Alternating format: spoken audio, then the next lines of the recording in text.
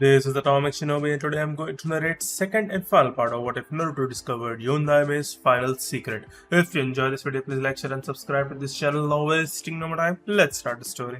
After the mission to Wave, Team 7 was making their way home while considering their next course of action. Kakashi anticipated a great deal of paperwork and headaches before the mission's problem was fixed. Luckily, when he was feeling low, he could anticipate an attractive woman to lift his spirits. Sasuke was devising a more rigorous training regimen. He must have been slack if Naruto, the last to die, was catching up to him, Uchiha. In addition, he was considering how his new Sharingan would impact his fighting style and skill set. Naruto was aware that he had a number of things to attend to. Among them were instructions on how to enter the Yondaime's vault and how to handle Hinata. Actually, he had been attempting to avoid talking to her as much as possible because he was still figuring out how deeply he felt for her, not because he didn't enjoy being around her or because she had hurt him. Since he hardly knew her, he was aware that he didn't love her. But he was also aware that he had feelings for her. There was really nothing Sakura was more concerned about than her parents' concerns after learning of the mission's demise. She was simply considering how she could get Sasuke to take notice of her.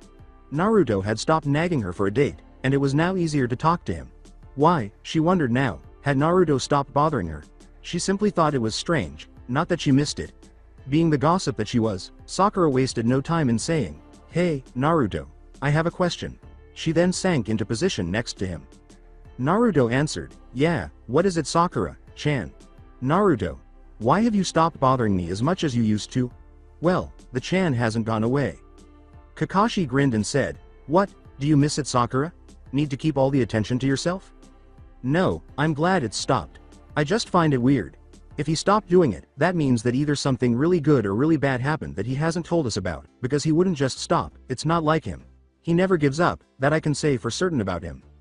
Kakashi nodded in agreement, saying, "Well, you got him there. He is definitely very persistent. Okay, if he's keeping something a secret, then, as his team, we should know what it is. If we don't, it could possibly jeopardize a mission." He began to rub his chin and consider, "Okay, about when did he stop bothering you?" Let's see. I think it was around the time that he graduated from the academy. Maybe he just grew up and decided that he didn't like you anymore," Kakashi attempted.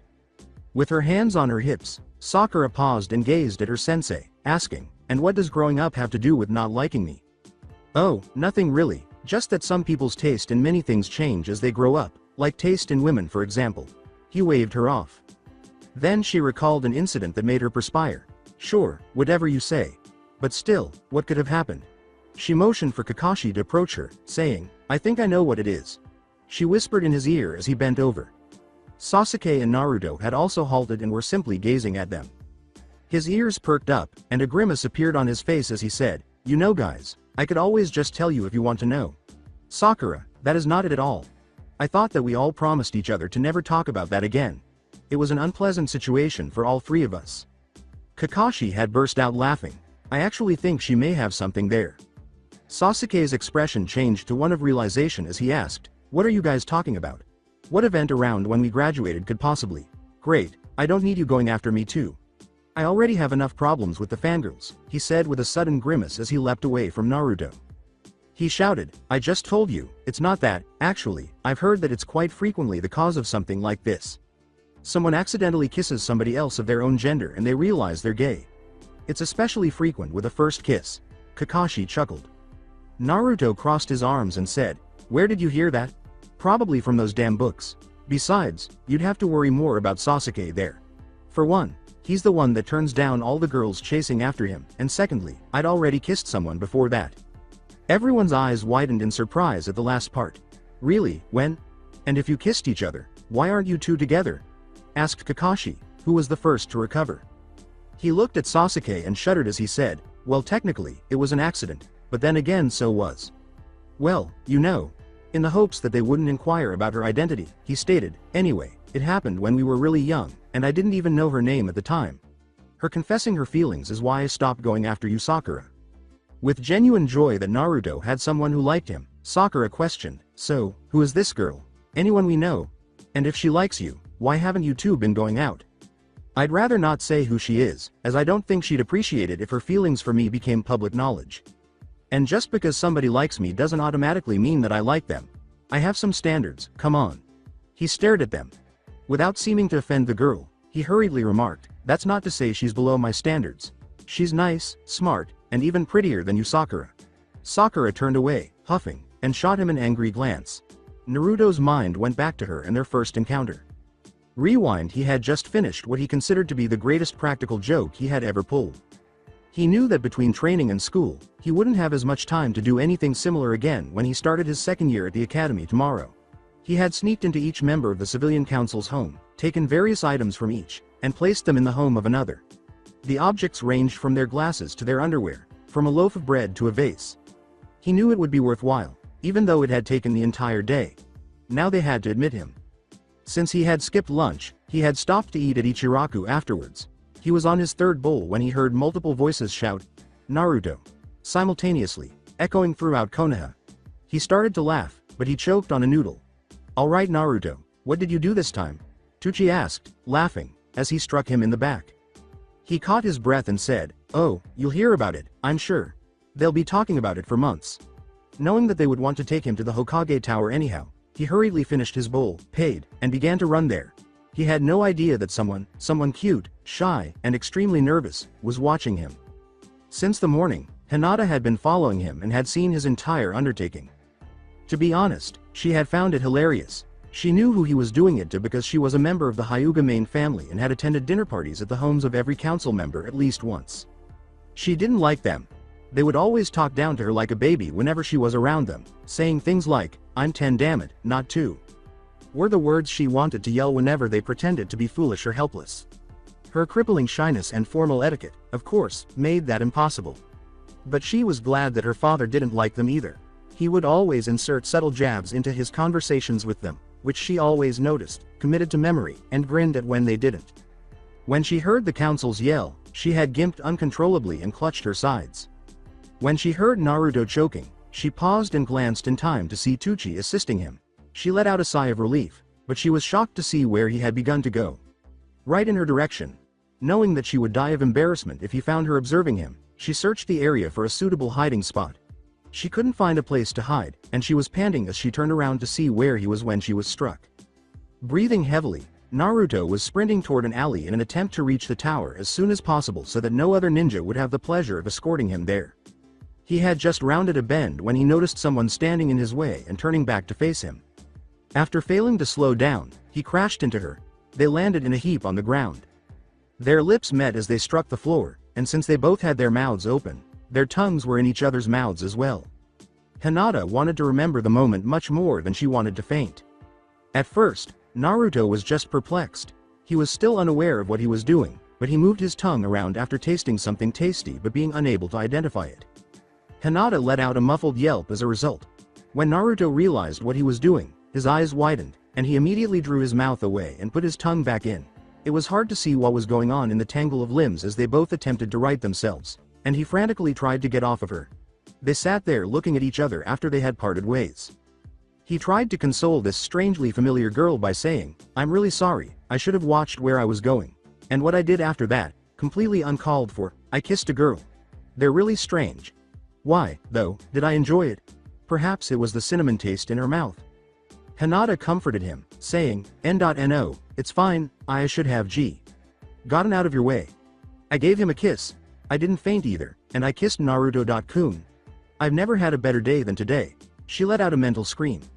Trying to figure out why she looked familiar, Naruto was examining her from head to toe. As Hinata became more flushed, she said, "Street staring at me. It's embarrassing." She covered her face with her hands.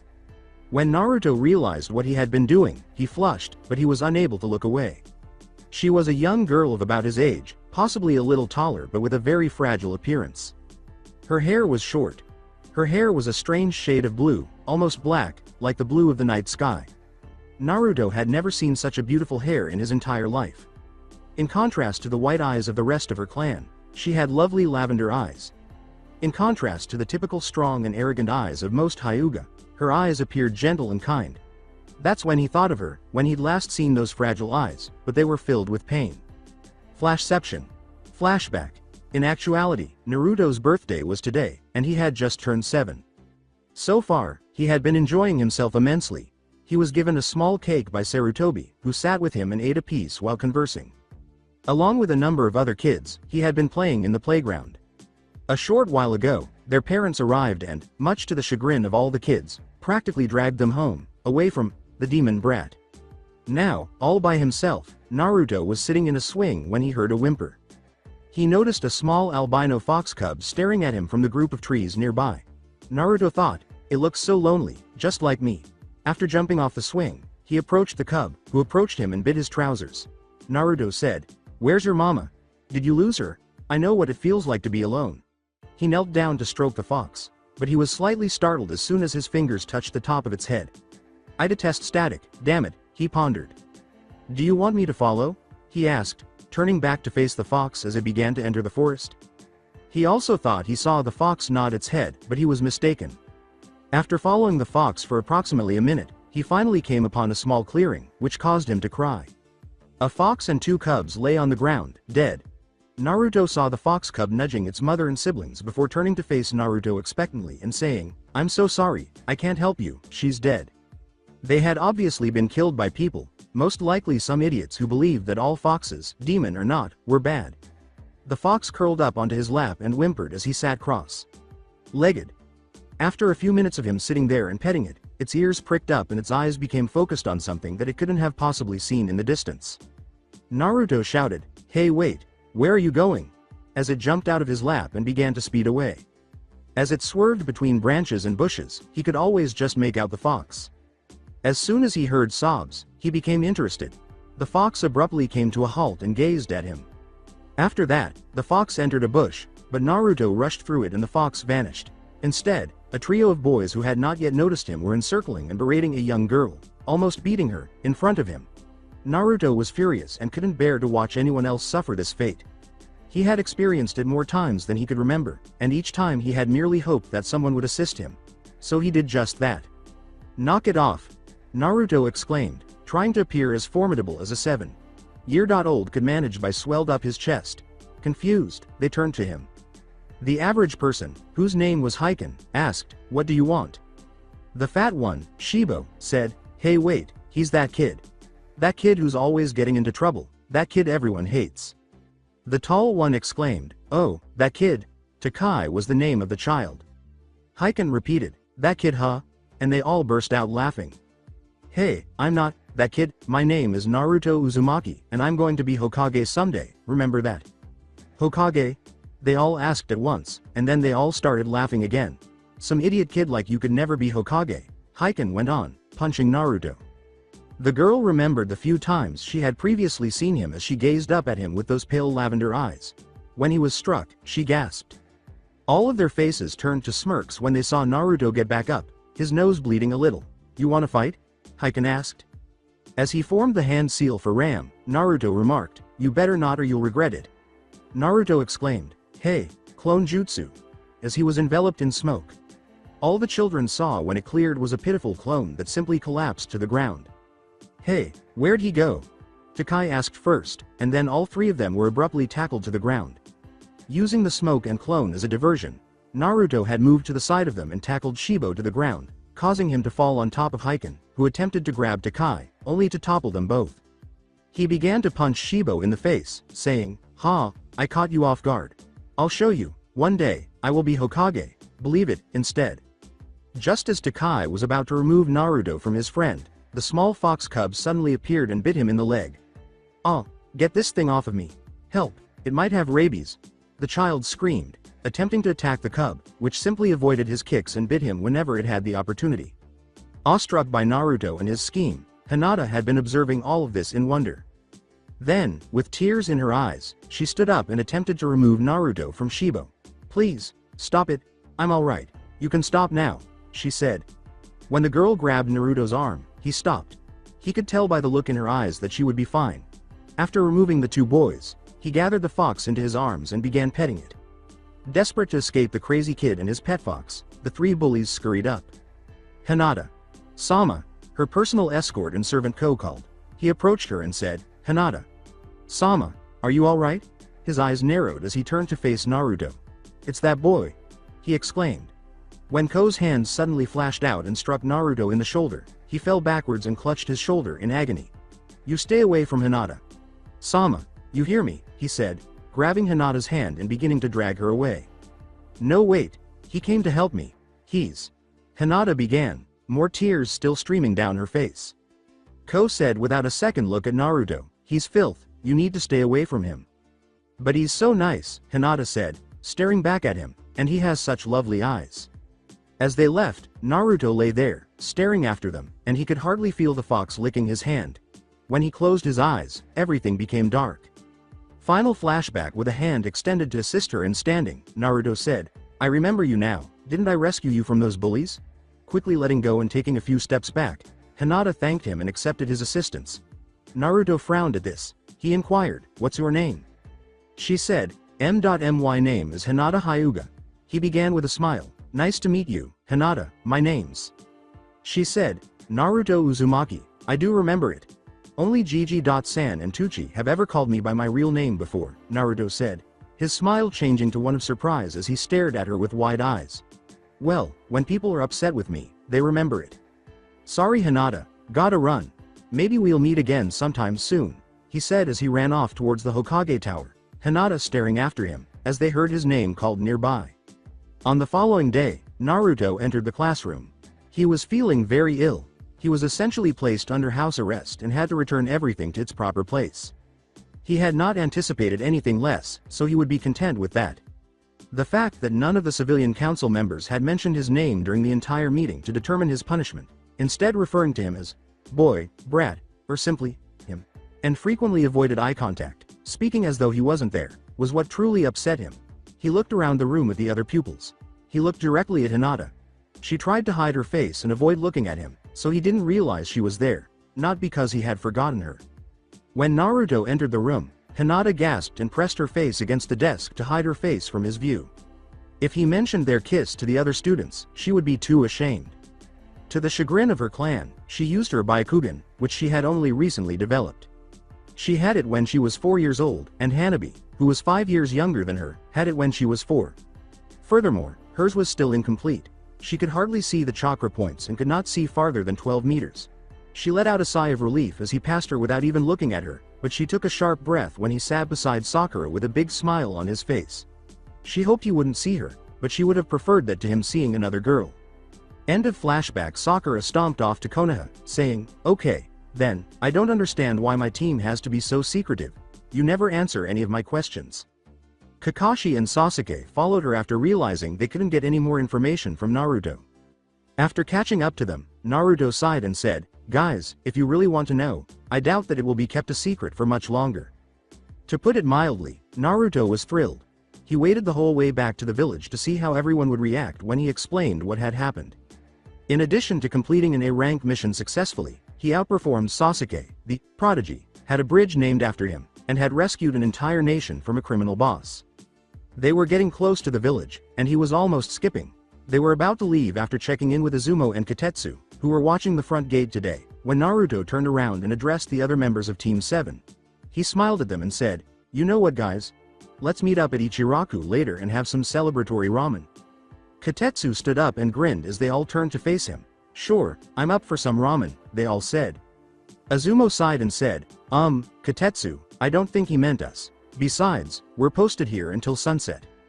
Katetsu said, huffily, "Damn, I could really go for some ramen right now." Then he sat down again. "Okay then, whatever. So, you guys in or out?" Naruto asked, turning to face his teammates before him. "No thanks, Dobi, I've got some actual training to do.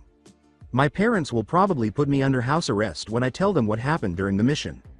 "Yeah, I'll go with you. When should I?" Then Enko jumped down from a nearby roof, grabbed Kakashi, and leapt away with Kakashi slung over her shoulder. "Hey there, Kakashi-kun, you're coming with me," she said. All three of the genin simultaneously questioned, who was that, and why did she just steal our sensei? "Oh, her? That's just Enko Mitarashi. You don't want to mess with her though, she's got a bad temper, and is part of T&I. But man, is she hot," Izumo responded. "Okay, but that still doesn't explain why she just kidnapped him. Did he do something to piss her off?" replied Naruto. Katetsu waved the three to him after taking a quick look around. He said quietly, "Actually, I think they're going out." Many of us were starting to lose hope that Kakashi would ever, well, get over her. The other two were further perplexed when Naruto nodded in comprehension. Observing their expressions, Naruto replied, "Listen, it's something very personal about Kakashi. Sensei, so I don't think I should be the one to tell you. If you want to know, then ask him yourself." Sakura questioned, "Hey, how come he told you but not us, Naruto?" Naruto concluded the conversation by saying, "Because he wanted to. Again, ask him if you want to know." About halfway through its descent, Naruto glanced up at the sun. If he wanted to finish things on time, he had to move quickly. He bounded off toward the mission hall, saying, "I don't have time to waste here. I think we should just go ahead and file the mission report ourselves." Sasuke caught up to Naruto and exclaimed, "Hey, Dobi, wait up." Sakura ran to catch up with them even though she knew she should probably go home because she couldn't bring herself to leave Sasuke just yet. She was out of breath by the time they arrived at the mission hall, and she didn't catch up with them until then. Whoa, how did they get so quick? She asked herself. Naruto had hardly perspired, while Sasuke was also breathing heavily. Sasuke began walking to his house and remarked, "Actually, I just remembered, I need to go water some plants at my place." Sakura began to object, but Sasuke had long since left and it was too late. Naruto spit out, You'd think with all the money he has, he would have hired someone to water his plants for him. For a prodigy, he sure is an idiot." Naruto knew that filing out the mission report would require more work. Punching Naruto on the top of the head, Sakura screamed, "Shut it, Baka. Sasuke-kun is more amazing than you'll ever be," and made him bite his tongue. Naruto followed Sakura inside, his tongue protruding from his mouth, not in jest, but to see if he was bleeding. While mumbling to her so she couldn't hear, "Shows what you know." During the wave, Sasuke was reflecting on their mission as those two entered. Sasuke felt like a pincushion as he opened his eyes. His last memory was that he had just witnessed Zabuza's death before seemingly fainting once more. The room he had been using at Tazuna's place was now his. He remembered being told something that couldn't possibly be true, so he knew he must have struck his head when he passed out. He had to use all of his strength to sit up, but he did so just in time to see the rest of his team and the house's occupants enter. Naruto said, "Hey, looks like yo." Sakura pushed past Naruto and glomped Sasuke, making him lay down again as he attempted to push her away. "Thank goodness you're alright, Sasuke-kun. I don't know what I would have done if you weren't," she exclaimed. When he eventually managed to get the sobbing girl off of him, he attempted to sit up once more but was unable to do so. "So I see you're not just awake, but fit enough to fend off an attacking fangirl."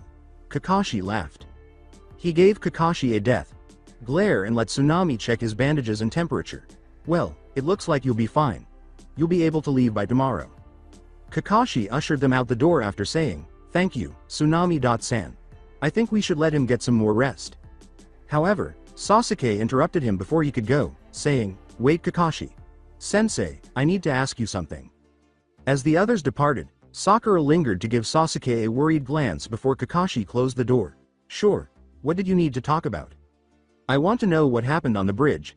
I don't remember much, especially after I passed out from the Senbon." "There isn't much to say.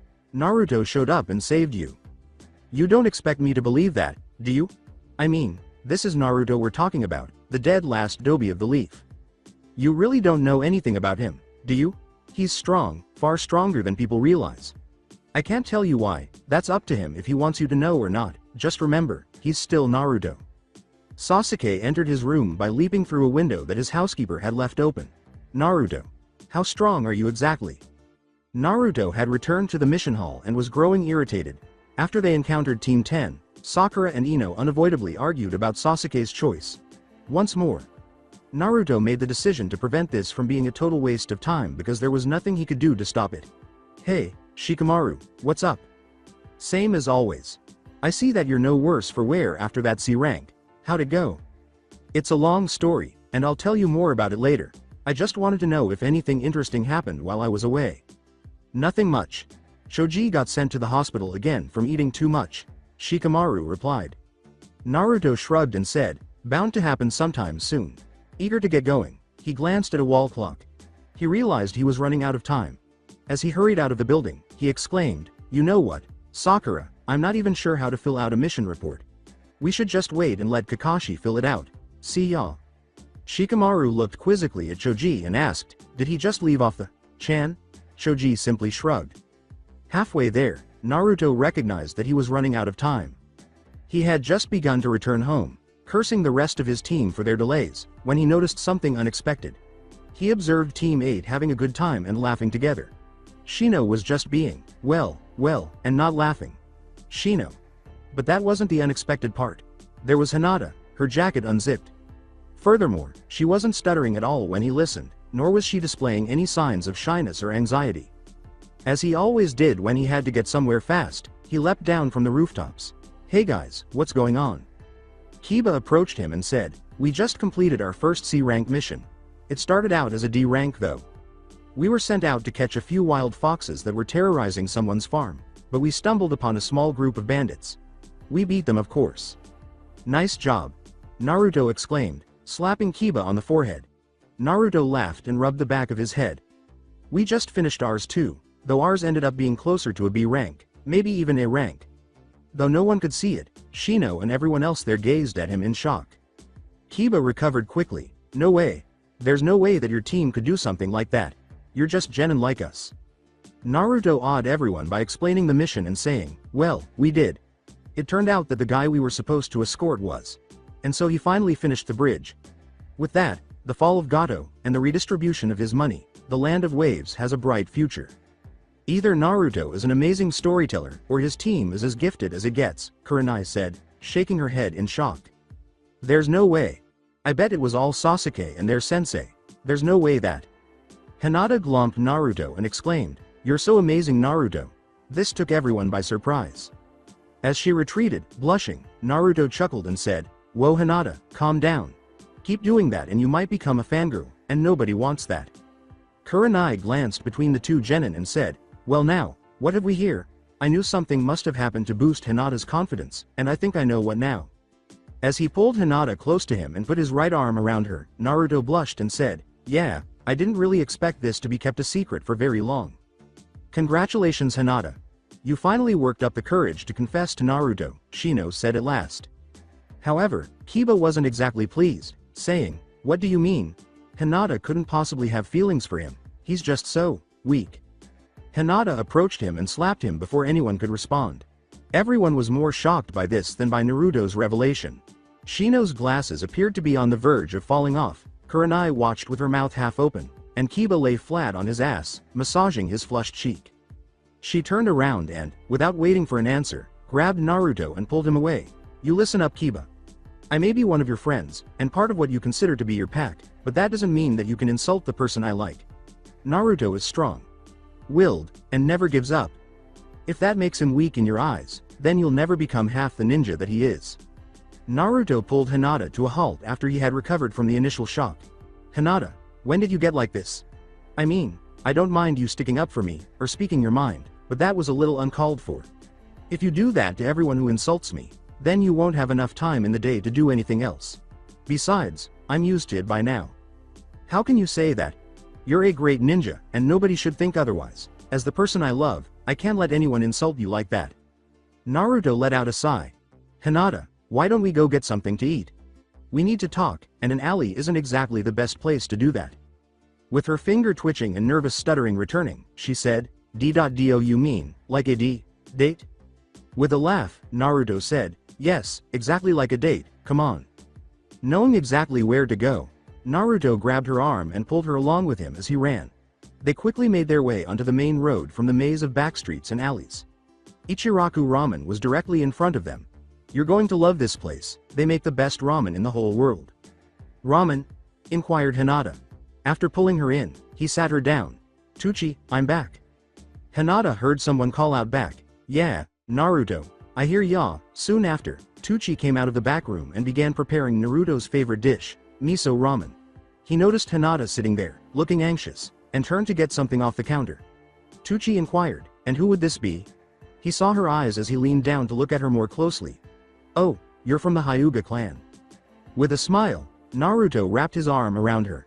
Naruto's voice was full of joy as he said, "That's right. Not only that though, but she's also my girlfriend." Hinata only turned a deep red as a result of these actions. It was the happiest Tucci had seen him in a long time. "That's wonderful. I take it you're on a date then?" Naruto placed some cash on the counter and said, "Yep, and this is her first time eating here, so you better make a memorable bowl for her." He looked at Hinata and said, Nope, first round is on the house today. What kind of ramen would you like? She muttered the rest, but neither of them could hear it. Well, I don't. Naruto leaned in to listen, saying, what was that? You're gonna have to speak louder. Without glancing at either of them, she said, I don't really like ramen. She awaited the outbursts of shock, surprise, and rage, but they never materialize. She raised her head, perplexed.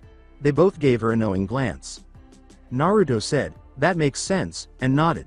You probably haven't had any good ramen before now, Tucci? Hinata jumped when he placed it on the counter and said, I'm on it. One miso ramen with pork fillet. She began, I'm not sure, but turned to face Naruto, who was giving her a hopeful look. Naruto and Tucci leaned in slightly as she sighed and picked up a pair of chopsticks. Naruto and Tucci gulped as Hinata lifted some noodles to her lips and lightly blew on them. Naruto and Tucci both inhaled sharply as she slurped them into her mouth. Ayame exclaimed, Hey, I thought I heard Naruto. She had just returned from a delivery and was standing directly behind Hinata. Hinata gasped and jumped as a result, inadvertently inhaling some noodles. Hinata. Naruto began beating on her back after realizing she was choking. She gasped for air as she coughed up the noodles. Hinata, are you alright? Before coughing up another noodle, Hinata managed to say, cough. They were. Cough. They tasted amazing.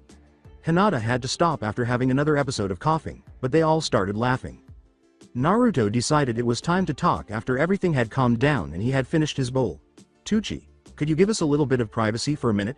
I need to talk with her. With a nod, Tucci began to move toward the rear, but just before he left, he said to them, don't do anything I wouldn't do. Tucci laughed and the two of them flushed. With those blue eyes that Hinata loved, Naruto gave her a serious look.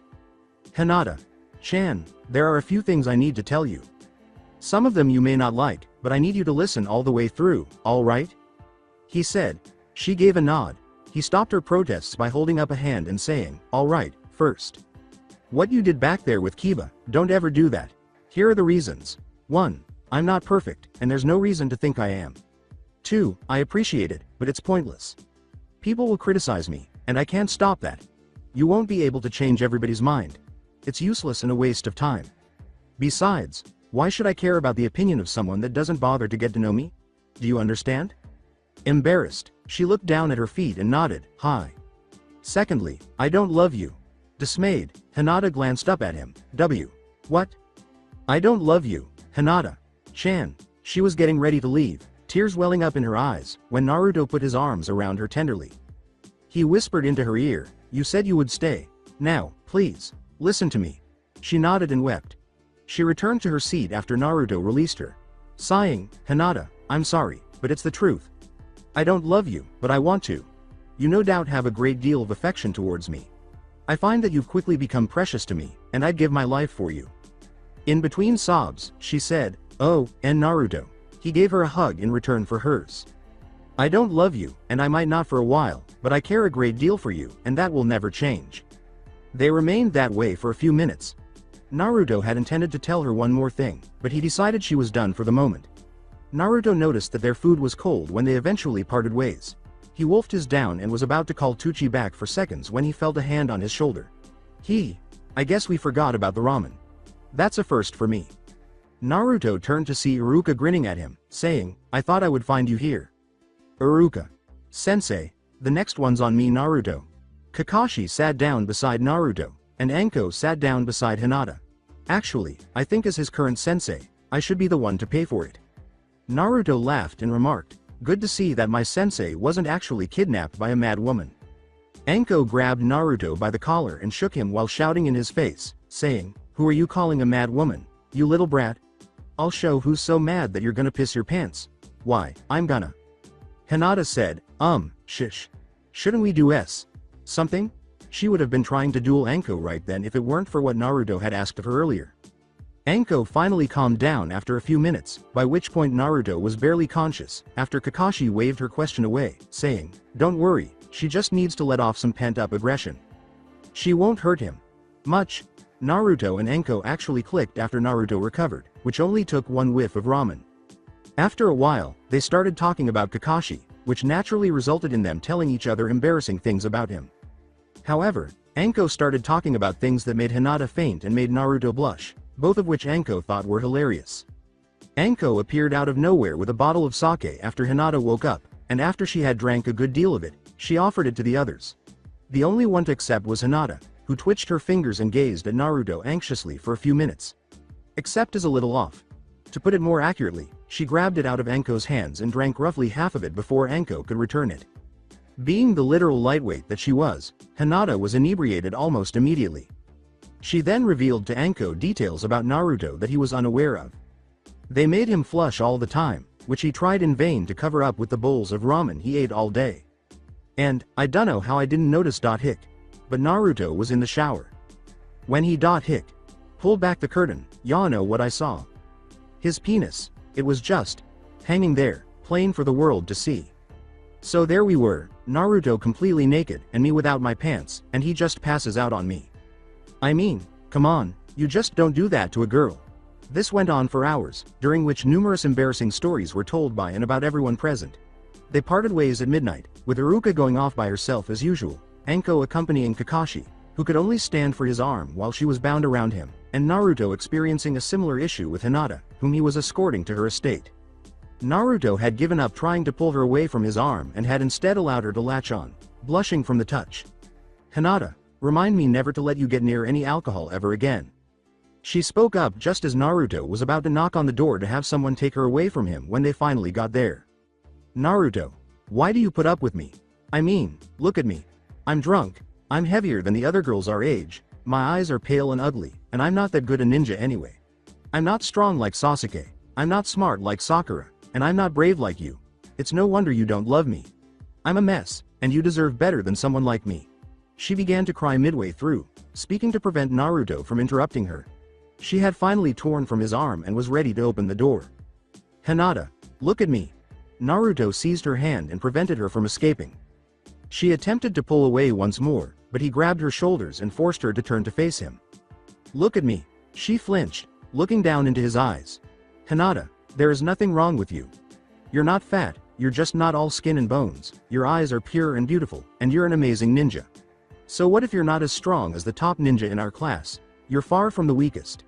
He wrapped his arms around her. You're a beautiful girl and an amazing kunoichi, and that's that. For a few minutes, they stood there while Hinata sobbed into his shoulder. Even after she stopped crying, they continued to stand there, simply holding hands. Hinata was grinning when they eventually parted ways. Naruto started to say something, but Hinata kissed him first. Although it ended in a split second, Naruto felt as though it had gone on for several minutes. Did you say something?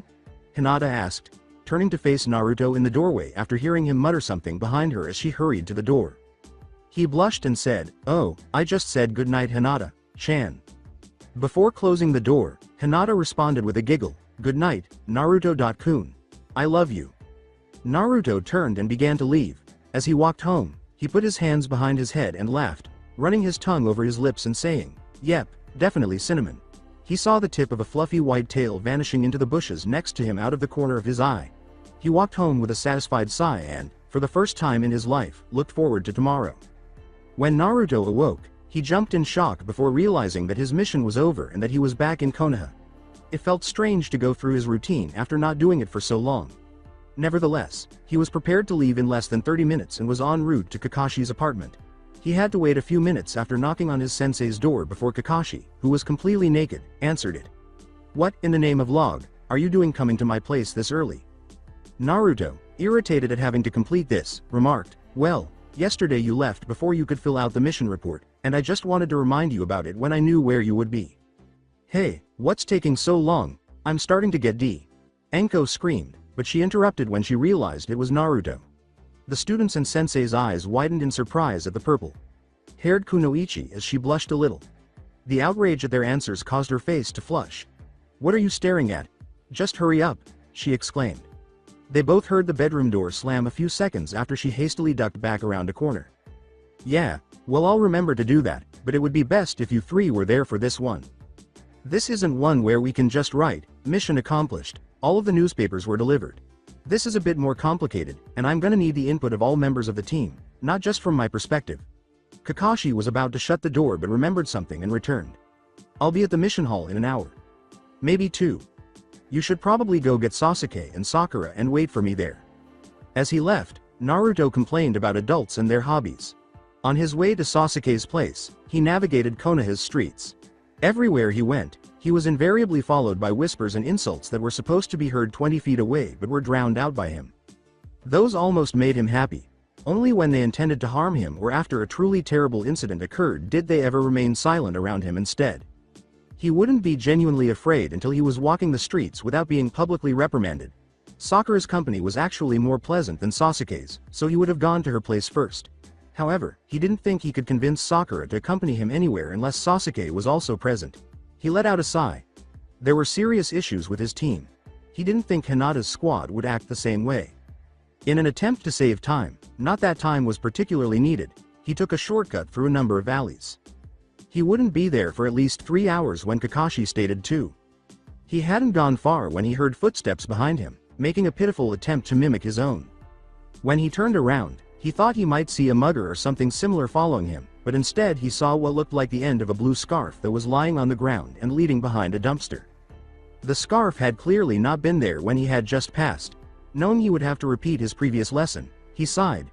After a while, Naruto kept walking down the alley, his shaky footsteps trailing behind him, and soon he was coming up to a branching alley off to the side. He ran forward and around the corner when he was almost there, and when he heard his pursuer speeding up, he grinned. Konohamaru was perplexed as he turned the corner, his eyes looking for his target. Naruto simply vanished. He had only an empty alley to hide in, not even a place to hide. A kunai was at his neck before he could react. Once more. Déjà vu. Come on. What did I tell you the first time? Never give your opponent the advantage. Naruto laughed behind him and pushed Konohamaru away before returning the kunai to his pouch.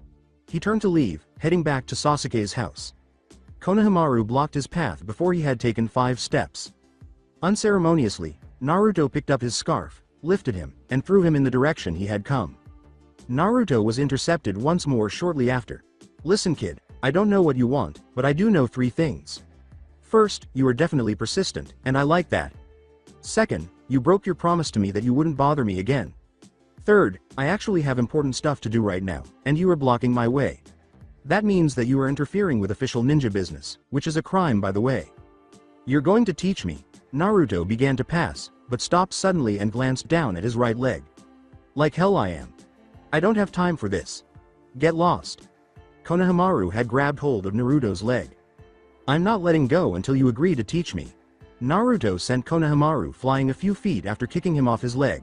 According to Naruto, fine then, if you're that insistent, let me give you your first test. Kage Bunshin no Jutsu.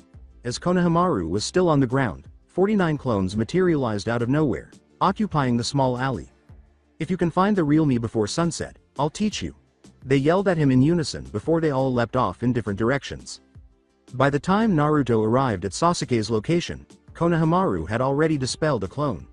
If I hadn't planned on cheating, he might actually be able to do this.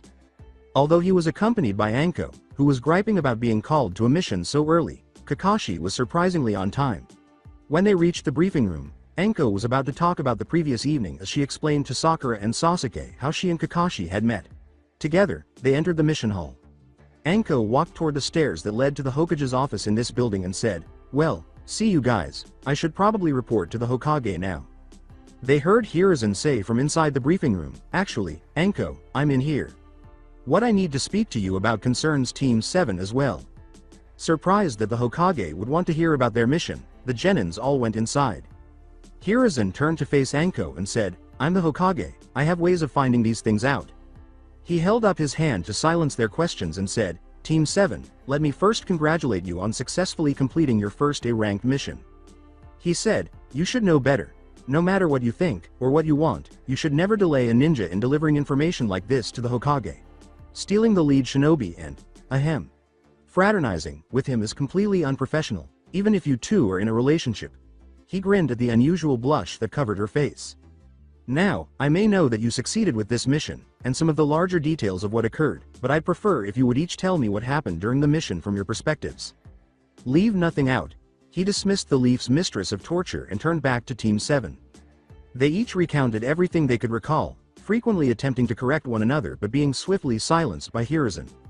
On his initial attempt to embellish the truth, Naruto opened his mouth to boast, but as he gazed into the eyes of the god of shinobi, he discovered that he was reciting the entire event, adding nothing false, omitting nothing. and even revealing details he had completely forgotten. It's possible that he overreacted because he was going to inform everyone in the room about his loss of control and the Kyuubi taking over. Fortunately, before he could say something he would later regret, he closed his mouth with a sound.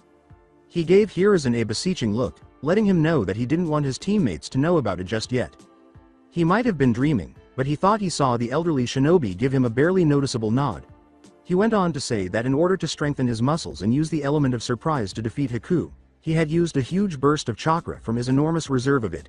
He went on until he reached the section where they crossed the newly built bridge to leave the country, at which point he let the others share their perspectives. Hiruzen sat for a while after they were all done, a thin trail of smoke rising from the ubiquitous pipe.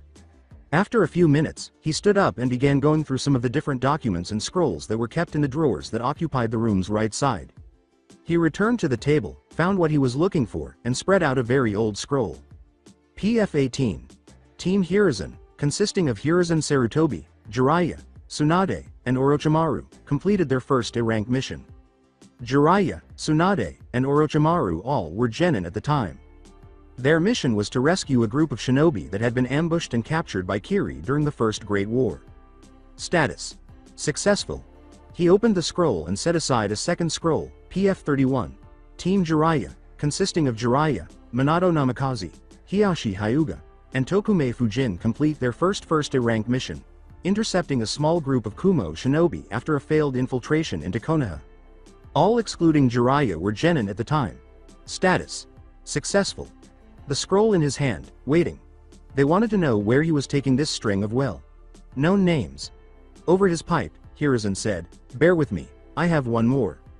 He deconstructed a further scroll, PF-40. Team Minato, consisting of Minato Namikaze, Kakashi Hatake, Rin Nohara, and Obito Uchiha completed their first A-rank mission. The mission was to prevent and distract a small group of Iwa shinobi from backing up a much larger force that was locked in combat with Konoha forces. All excluding Minato were genin at the time. Status: successful. He unfolded the scroll and placed it alongside the other scrolls. The genin were all staring at their sensei with wide eyes. He stood up and put the scrolls back where they belonged on the wall after coughing to draw their attention. Technically, one more could have been added to that list, but I and my team underneath Hashirama completed it before there was any official ranking of genin. And now, I suppose that one more should be added. Your mission. He took another scroll. This one brand. New. From the wall. There have only been 5 instances of a single team of 3 genin and their Jonin sensei successfully completing an A-rank mission. Now there are 6. Sakura and Sasuke nearly sighed at the blonde's excitement as Naruto erupted into dancing. That is so awesome. I don't know who the rest were, but there were 2 Hokage in that list and the 3 Sannin. Now we're in it too. Naruto exclaimed. Sasuke saw Kakashi differently as he looked up at him. His assertion that he graduated at age 5 might not have been so outrageous after all. In that list, he also recognized the names of a Hyuga and a Uchiha. With a wave of his hand and a smile for each of them, he dismissed them, saying, "Okay, that's enough for now. Kakashi and I will complete the report, you 3 may go. You 3 probably have some questions, so meet me at our training grounds tomorrow. You guys have the rest of the day off, so have fun," Kakashi said to them before any of them could depart. After the 3 of them had left the building, Naruto said, "So guys, what do you want to do?" Both of his teammates shrugged as he turned to face them. The other 2 genin nodded when Sakura made the first comment, saying, "You know, it's weird. After so long of having guard duty, and training every day, it just seems odd to have some free time." Naruto was aware that he would have to remain somewhere where he wouldn't be discovered if he were to stop training Konohamaru. He hurried away, leaving 2 stunned genin behind, both of whom assumed they were going crazy. "See you guys later, but I need to research some more stuff about Fuinjutsu, so I'm gonna go to the library." "Bye," he said. Given how close the library was to the mission hall, Naruto arrived in less than a minute. 10 clones had already been defeated by Konohamaru. He entered the library and proceeded to the front desk, where a sullen-looking woman was sitting in a cozy chair and holding a clipboard. "My name is Naruto Uzumaki and I need to look at some scrolls concerning Fuinjutsu." He pulled out his ninja identification card with great anxiety and handed it to her. She gave him a quick glance before examining his ID. She nodded, pulled out a piece of paper, and gave it back to Naruto after stamping it. She told him to present the document to the ninjas manning the section of the library that is closed to the public. With a look of relief on his face, he nodded and went to the location she had indicated. The Chunin on guard, who didn't appear to be much older than Naruto, saw his documents. He indicated a comparatively small section of the shinobi section and said, "Okay, these are the scrolls, books, and other documents that are available to genin."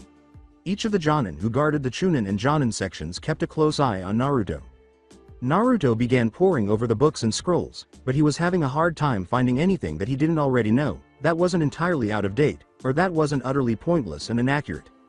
He approached the jonin manning the Chunin section after assembling a staggering collection of 2 scrolls and 1 book about Fuinjutsu and its various applications. "Do you think that I could take a peek in there for just a second? Most of the stuff back here is useless crap that I learned in the academy." "No can do. Only Chunin or higher are allowed past this point. Come back when you've advanced in rank." Several hours after entering the library, Naruto left with only the limited knowledge found in the books he was holding. After going on a run, Konohamaru abruptly stopped at around noon. Naruto guessed that Ebisu had located him and that he was currently being made to listen to a lecture. Nevertheless, Konohamaru had already defeated 23 clones in all. Naruto was aware that Konohamaru would soon either be released or manage to get away from the Tokubetsu Jonin. Naruto was aware that he couldn't return to his apartment because Konohamaru would check it soon if he hadn't already. After receiving his headband from Iruka, he made his way to the training grounds. He hid among the branches of a nearby tree after jumping into it. He started to make 2 shadow clones so he could review everything at once, but he was only halfway done when he noticed that sunset was approaching. Only Naruto and 1 other clone remained after Konohamaru destroyed the majority of the clones. He headed for the vault, dispelling the ones he had used to read the scroll. He simply didn't have the time to teach anyone right now, even though he knew it was cheating. In fact, he was still a genin. He was en route when the final clone was dispelled. As the sun was about to set, Naruto discovered the location. He opened the seal as the light fell on it, and as he was about to enter, Naruto heard a shout behind him. "Found you." Naruto turned to see Konohamaru running in his direction. Naruto cursed, "Damn." He simply leaned against the doorway, realizing it was useless. He probably could have shut the door before Konohamaru reached the wall if he had hurried in and hurriedly closed it, but he didn't want the child to go and tell anyone else about this place. This must be the real one, Konohamaru simply knew. When he pointed out the others, they all immediately dispelled. "I finally found you, now you're gonna teach me." "Sorry kid, but it looks like your time is up. The sun has already set. Looks like I won't have to teach you after all," Naruto said, grinning as he looked up at the sky. "Nah. I found you before the sun actually set, and you know it. You're my teacher now, and that's that." Naruto pulled a flashlight from his pocket and continued into the tunnel, saying, "Listen Konohamaru, I'd love to argue semantics with you all day, but I have something that I need to get done, so either get lost or follow me." The sound of the child's footsteps indicated that he was being followed. Additionally, he heard the door closing and Konohamaru's shocked cry leaping from his throat. Additionally, he heard Konohamaru's cries for assistance and futile banging on the stone as he turned away from the door. "Don't worry, I know how to open it up again, but since you've come in this far, I'm not gonna let you leave until I'm finished with my business here. So follow me." Down the tunnel, Naruto took the lead. For several more seconds, Konohamaru stood there, gazing at the wall, but he was unable to move. He noticed that Naruto had moved forward without him when he turned around. He hurried after Naruto, who had removed the manhole's cover while he was waiting. He descended the ladder while holding the flashlight between his teeth. Not to be left behind, Konohamaru immediately descended. After reaching the bottom, he took a few steps forward before being seized and violently pulled from behind, which caused him to topple over. Konohamaru leapt to his feet and turned around, asking, "Hey, what's the big idea?"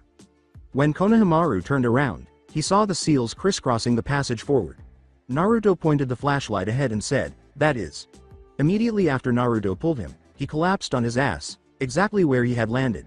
He jumped up again when Naruto started laughing, but this time he just gave Naruto a glare.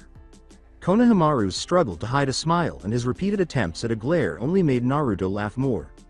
"Oh, don't give me that look. You and I both know that was hilarious." After taking several deep breaths to calm himself, he took out a scroll and began to unravel it in search of something. "Besides, that's how I reacted when I almost walked into that as well," he exclaimed, "Aha," as he pulled out a little fruit. He spilled the bag of fruit he was holding onto the ground. Then he pulled a kunai out of the pile and cut open an orange. He allowed the fluids to fall onto the wall seal. It turned red with rage and hissed abruptly. Naruto then picked up a lemon and some cherries and said, "Well, that's not it." Before inserting the cherries into the larger fruit, He cut open the lemon and removed some of the flesh. When he squeezed that over the seal, the same thing happened. As he tried different fruits, Naruto kept saying, "Damn it." Konohamaru watched in confusion as nothing seemed to be happening. After finishing some bananas and strawberries that were quite challenging to juice, Naruto turned around to discover that he was left with nothing. Well, that sucks. I guess I've got to rethink my options then. Naruto jumped and nearly struck his head on the ceiling when Konohamaru asked, Naruto. Sensei, what we're just doing? He had completely forgotten that the small Sarutobi was still present. His flashlight was aimed at the door on the opposite side of the ninja wire, and he said, "Don't call me that, I'm not teaching you. I have too much on my plate as it is. But to answer your question, I was trying to open that door over there." He produced a scroll and presented it to Konohamaru, saying, "You see, I found this riddle when Well, all that matters is that I found it. When everything is painted red and your pals are considering going to bed. Examine the soul of the head of the flash. The first 2 lines are easy. When the world is red and people are thinking of bed as sunset. The Yondaime had the nickname of the Yellow Flash, and so I looked into his eyes at sunset, as the eyes are the portals to the soul. At sunset, a beam of light reflected off of the Yondaime's head and lead me here. I had just discovered that beam of light when you first found me, and that's why I was dancing," Naruto clarified. "When the light goes out, you have to share your power. Be mindful of the paper and ink. Otherwise, there won't be any more fights. At the end of the beam of light is the seal on the wall outside that allowed me to open the doorway into this place. I had to put some of my chakra inside of it. Before you even think of trying it though, keep this in mind. I have vast amounts of chakra, almost on par with some of the Kage when they were in their prime. That being said, the amount of chakra that it took from me almost made me pass out. I don't think you even have 1/10 of my chakra reserves as you are now, so it would likely kill you if you tried to open it yourself. After I opened it up the first time, it seemed to recognize my chakra and opened almost immediately afterward. The paper and ink is pretty obvious now, I think," he said, gesturing towards the seals that were blocking the path forward. "From the combination of red and yellow bleeding orange blood is necessary. Inside, you'll discover the instruments to replace us. This part still confuses me. I have no idea what it could mean. I've been scouring for information, but nothing I've read has mentioned any orange blood. Obviously though, the second part of it means that I'll find some cool stuff inside that will make me really strong. I still don't know who the other person in R is." Finished by Naruto. It was only after finishing that he realized he had just lectured the boy. Perhaps I ought to become a teacher. All this information was making Konohamaru's head spin. 3 questions remained after he took some time to sort everything out. Naruto. Sensei, you never told me who the first person is in R. He looked at him. I thought that was obvious. It's the Yondaime. This is his secret vault, and past that door is some sort of treasure trove of his tools of shinobi awesomeness. Konohamaru's mouth fell open. After gathering his courage, he chose to pose the second query. Don't you think that the yellow, orange, and red could be referring to hair color? I mean, you can get actual blood from someone with red hair, and someone with yellow hair, and mix them for this. Naruto's mouth dropped now. He thought of that so quickly. The problem with that is that I don't know any redheads, as there aren't many of them around here. Wow, I'm actually kind of impressed with him. Someone in my class is a redhead. Her name is Moegi and she's actually a friend of mine. We could ask her if she could give a little bit of blood. Naruto's gaze expanded. He had also considered another that could be useful. It might work because Sakura had pink hair, which is somewhat similar to red. Sure. I'll meet you out front of the academy tomorrow after the classes are over. I have one last question, Naruto. Sensei, does this mean that you're going to teach me? Naruto stood up and ruffled Konohamaru's hair, saying, Sure kid, I'll have to find some extra time to do it, but I find that I'm actually warming up to you.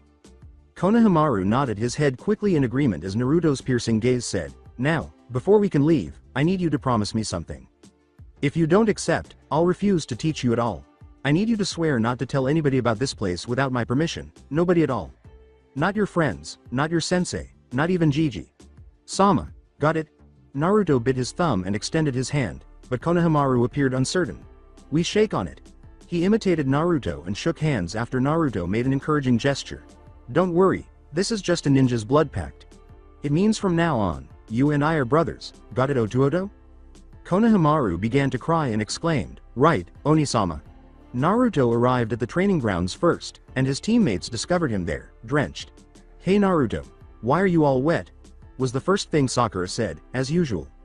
But before Naruto could react, Kakashi answered. I have a feeling that I know what he was doing. You were trying to walk on the water, weren't you, Naruto? After giving a nod, Naruto shook the water off of himself and hurried to join his teammates. Yeah.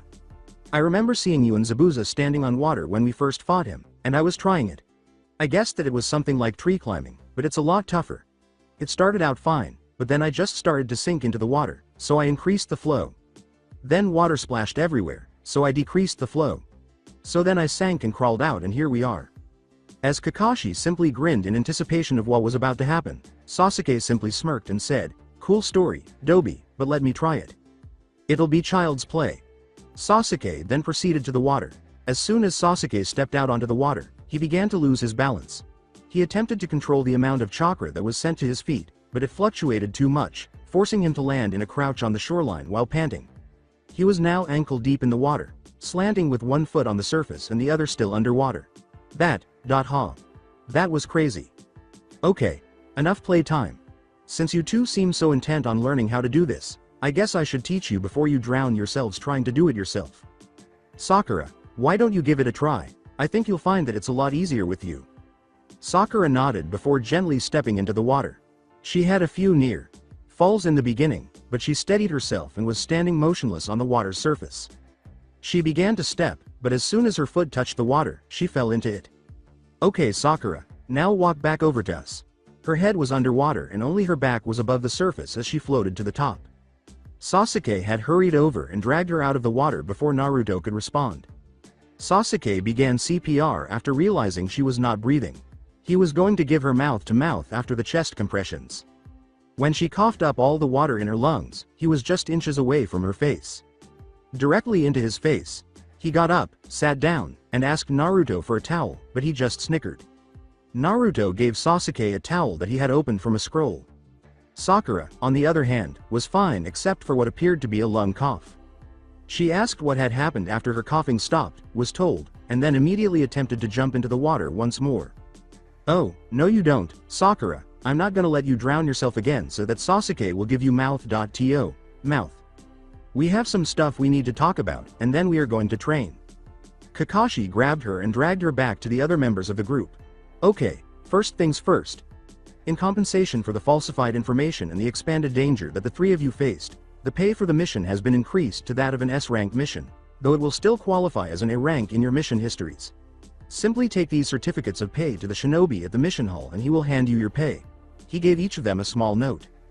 Naruto began sputtering before he could say anything more, though. I don't. How? This is a ton of money. I would be able to live off of this for a year. I wouldn't even know where to keep it all. Sakura said, obviously forgetting who she was speaking to. What do you mean? Just put it in the bank. Sakura, I don't have a bank account. I've never been to a bank before, and if I went in there, they would probably try to get me kicked out. Why would they? Began Sakura. Don't worry Naruto, I'm sure that Hokage Sama will have someplace safe that he'll let you keep it for now. Where have you been keeping the money that you've been getting from previous missions before now, if not in the bank? Was the question posed by Sasuke this time. Those in attendance were taken aback because, aside from that one occasion, he hardly ever asked questions unrelated to training or his teammates' personal lives. Naruto pulled out a very fat-looking froggy and said, I've been keeping it in my wallet, duh. It's a little much on the seams, but he can take it, Naruto said.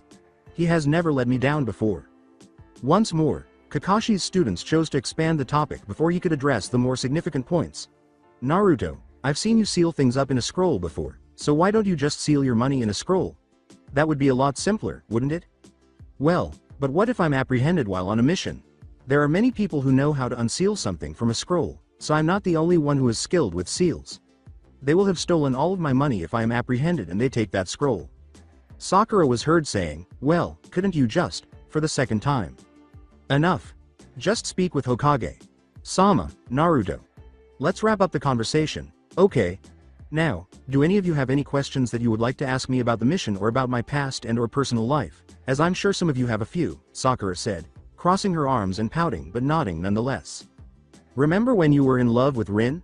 Sakura inquired, happy to complete a sentence. She felt a little uneasy as Kakashi simply stared at her for a few seconds before saying, no, I wasn't. Obito loved her even though she was in love with me. What's the next query? Why didn't you take over as Godem Hokage after the Yondaime was killed, if you are as strong as you appear to be? And that seems to be very strong. Since this was something that was very important to him, Naruto inquired. For starters, I was only 14 years old at the time, and I wasn't, and still am not, Hokage material. Don't you think I'm the most responsible person? Naruto nodded his head in understanding. Next. How was your Sharingan acquired? As the final devoted Uchiha, it was his responsibility to keep tabs on all Sharingan. When Sasuke had inquired during the mission, Kakashi had simply dismissed him and advised him to focus more on the current issues. Obito was dying after becoming stranded beneath a rock while on a mission. Since I had recently lost an eye to an enemy shinobi and more were on the way, he gave it to me even though he obviously had no use for it. Rin was proficient in medical ninjutsu, so he was able to attach the eye into my empty socket. That's good enough for you, he said, looking expectantly at the others as Sasuke nodded. No more questions? Okay, then. I just remembered something, Sensei. Hold on. I wanted to create a locking seal that only specific individuals could open, but the seal requires blood in order to identify the chakra signature. Although I've already tried it with my own blood, I need to confirm that applying blood from several people will still work. If I could draw a little blood from each of you, that would be really helpful. Are you okay with that? The other members of his team looked at him suspiciously because this was not the Naruto they knew. Naruto, where was my Icha Icha book the first time I showed up to training without it, and why was it there? Kakashi asked. Naruto blushed and said, well, it was in Nissan's trash can because you didn't think you needed it anymore now that you were together. Why are you asking? Oh, just wanted to make sure that you weren't an enemy spy trying to steal our blood so that you can do something malicious with it. Naruto nodded in comprehension, then produced a vial from a scroll and held it in front of Kakashi, who bit his thumb and squeezed it above the vial, letting a few drops of blood fall into it. Naruto then put a cap on the vial and put it away again.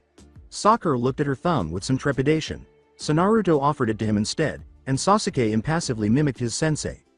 Not wanting to let him down, Sakura bit her thumb and spit out blood before dripping some of her blood into a vial, then applied one of Naruto's special healing seals, which he had distributed among his team, to her thumb.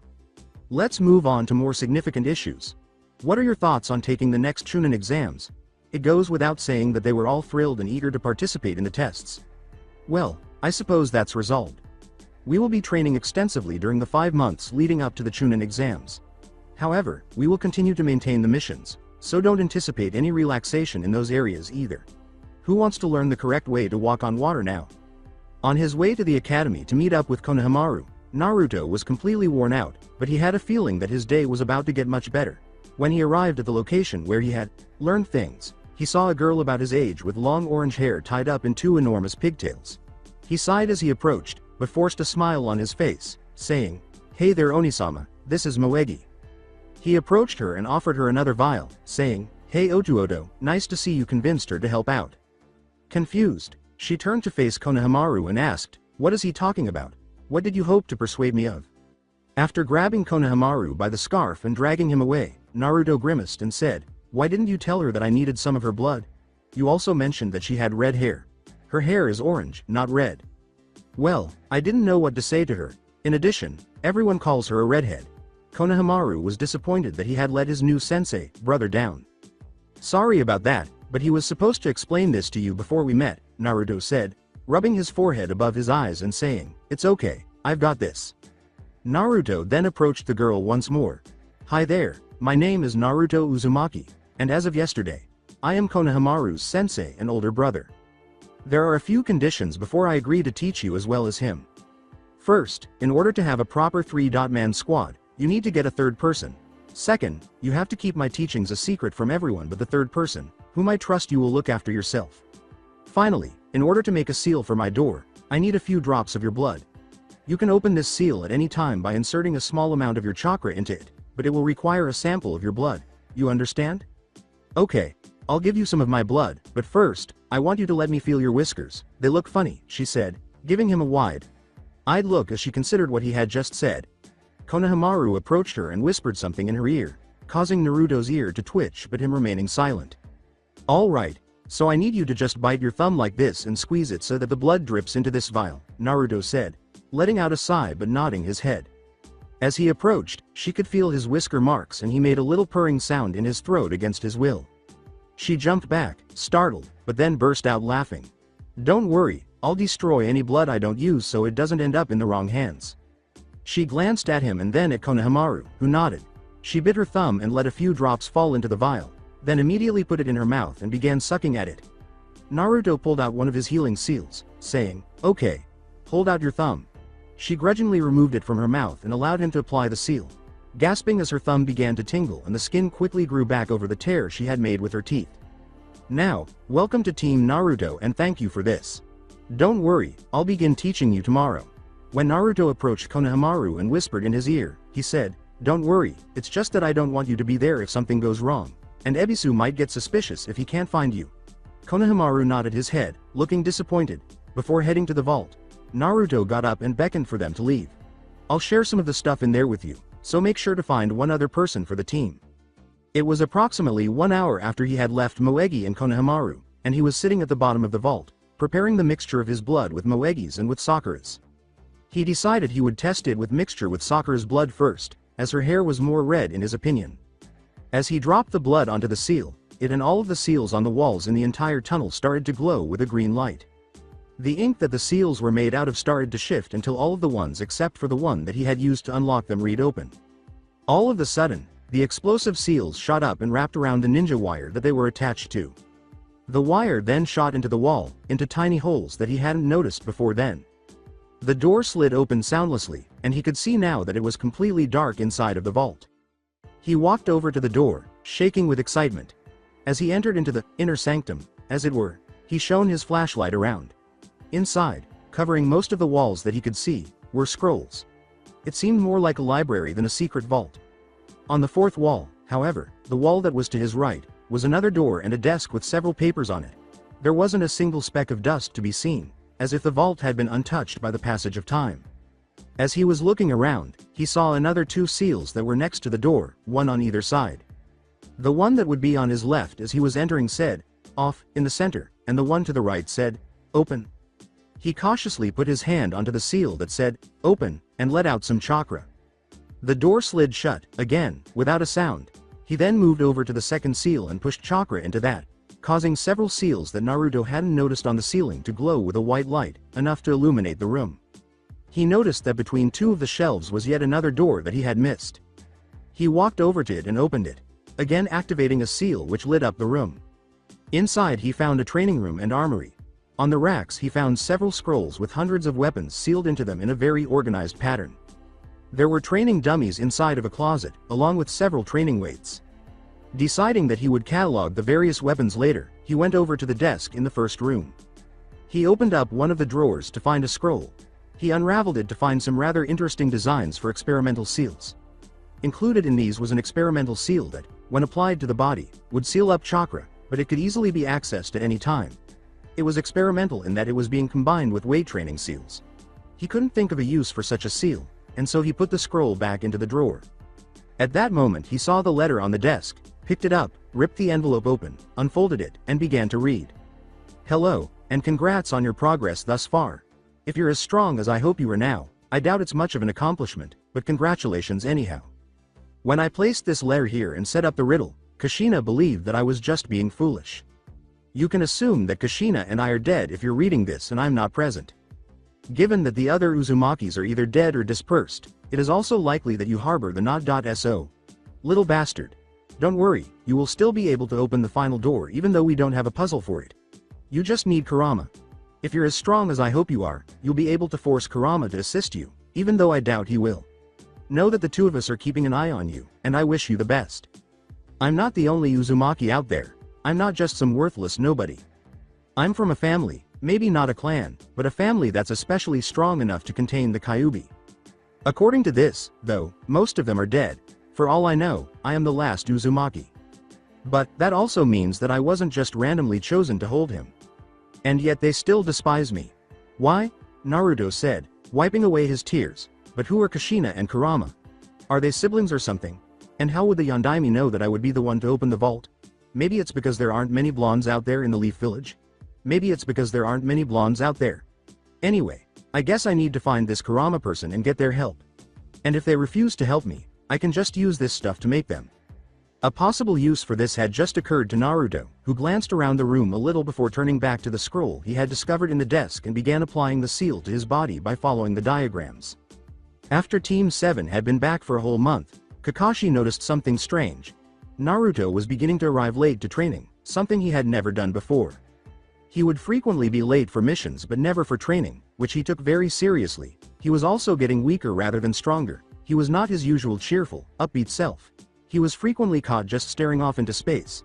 He was easily startled, whereas previously no one could sneak up on him, and he seemed to be gaining weight. Kakashi tried to work him harder, not knowing what the issue was, but all it did was make him feel even more exhausted. Hinata began to worry.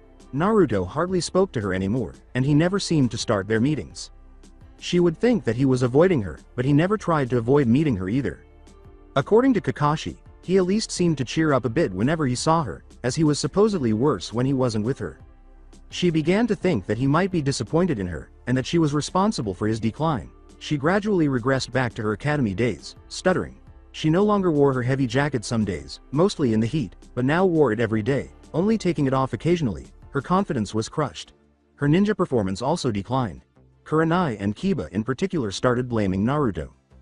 During their time together, Sakura had actually become somewhat attached to Naruto, realizing that he wasn't a complete moron and that he occasionally took being a ninja seriously. She was also worried about her teammates' abrupt change in direction, but she didn't know how to fix it and was frequently too preoccupied with Sasuke to notice him. Naruto had returned with the locking seal, which he had made using the remnants of Sakura's blood that he had saved, and they all opened it.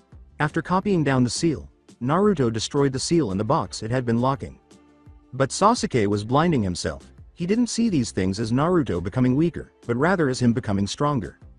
And as the days went by, the two of them gradually drifted apart, and Sasuke's ego just kept growing.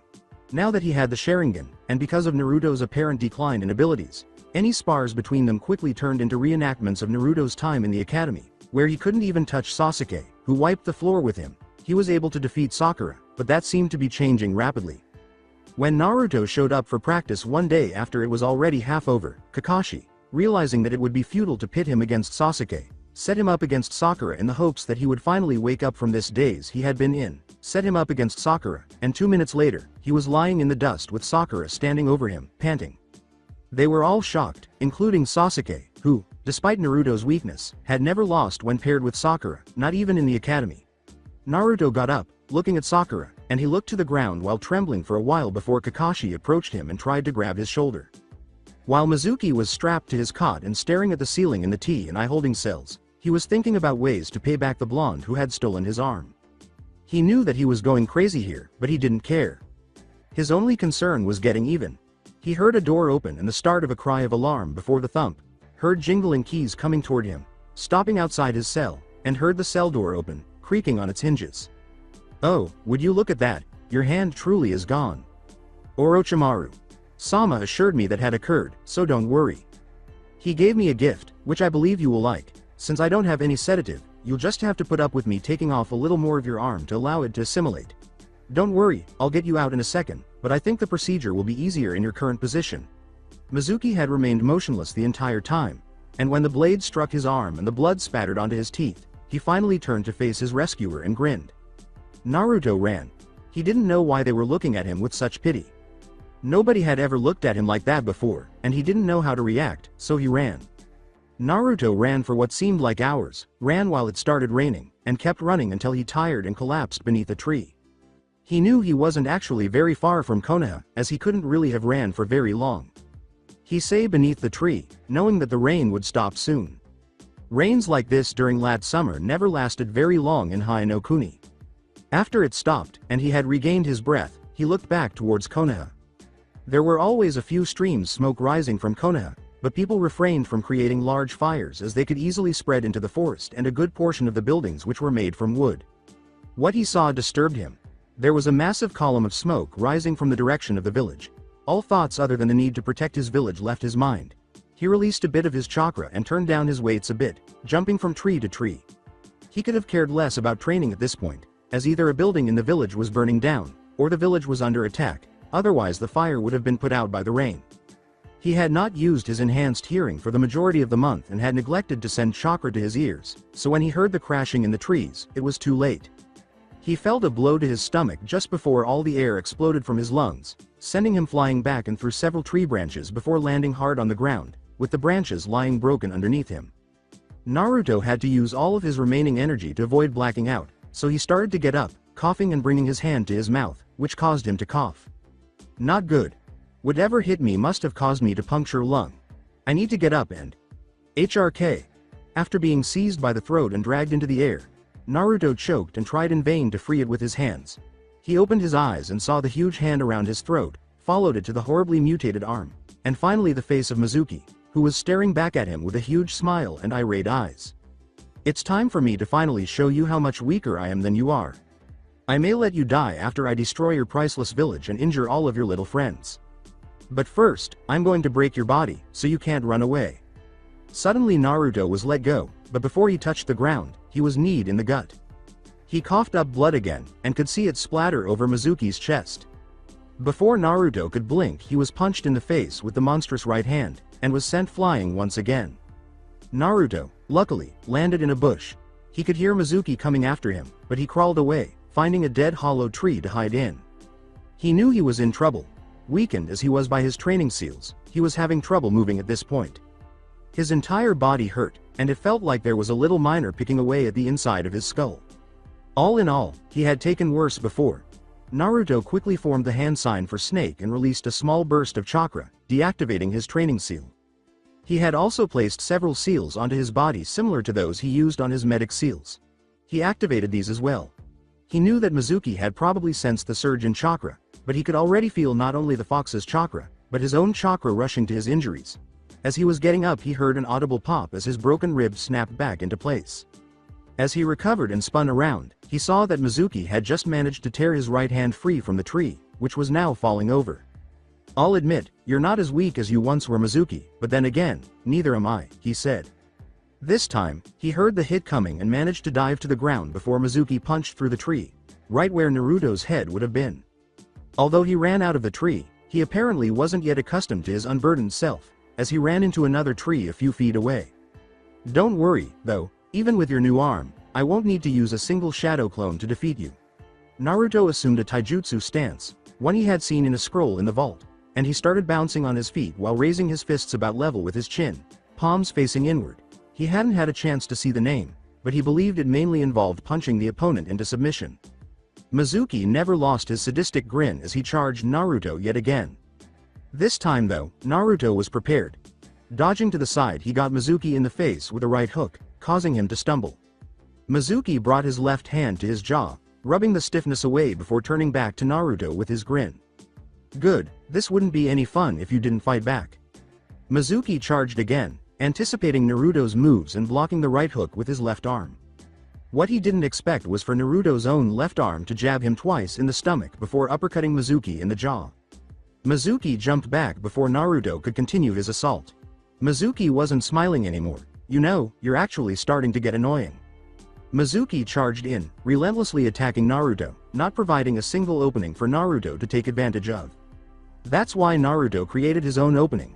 He seemingly left his face open for an attack, and as Mizuki took his chance, Naruto ducked under his attack and started punching Mizuki in the stomach. Mizuki, having all of the breath knocked out of him, couldn't stop Naruto as he pushed Mizuki's arms out of the way and began delivering blow after blow to Mizuki's head. Naruto knew that it was time to finish it, so surged chakra into his hand and punched Mizuki in the sternum, causing several ribs to snap, and Mizuki to fly backwards. Hitting a tree, his head snapped backward and caused him to bite his tongue. Mizuki slid to the ground, wondering just what he had done wrong. As Mizuki lay on the ground, Naruto pulled out a flare and set it off, leaving a trail of red smoke in the air. Other Konoha.nin will be here any second now, so just sit tight and we'll have you back at T and I before you can blink. Naruto turned to see Mizuki rising, and he reverted to his fighting stance, ready to send him back to the ground, but instead he was surprised to see that the grotesque arm started to start laughing uncontrollably, and that the rest of the arm turned grayish brown, spreading until it covered half of his face and a good portion of the skin around his shoulder. The muscles beneath the skin writhed and thickened, making Mizuki's form even more hideous. Well, that's something new. Naruto sarcastically, as Mizuki's laughter turned into a roar. Mizuki charged, and Naruto simply could not keep up with his new enhanced speed. Naruto managed to send enough chakra to his muscles and eyes to be able to anticipate and avoid most of Mizuki's attacks, but he had no chance to attack of his own, and he had received multiple scrapes and bruises from Mizuki's attacks. In addition, he was rapidly running out of chakra, his muscles felt like they were tearing themselves apart, and he was being pushed backward without any time to think, let alone defend himself. Before his back struck a tree, was all he managed to get out before Mizuki struck the log Naruto had replaced himself with his fist, shattering it. When Naruto looked up, he saw Mizuki approaching him once more with unexpected speed. Now, as he cocked back his fist, Mizuki screamed, and chakra exploded from the protuberances, sending his arm forward and into Naruto's stomach. Naruto flew backward, straight through a tree, before colliding with the ground and sliding into a trail of wooden debris. I have people that are relying on me. Naruto started to crawl away, but he was stopped by a foot slamming into his back. I have to get up, he said, unable to move a muscle, and he heard Mizuki approaching. I can't let him beat me here. I can't let him beat me here.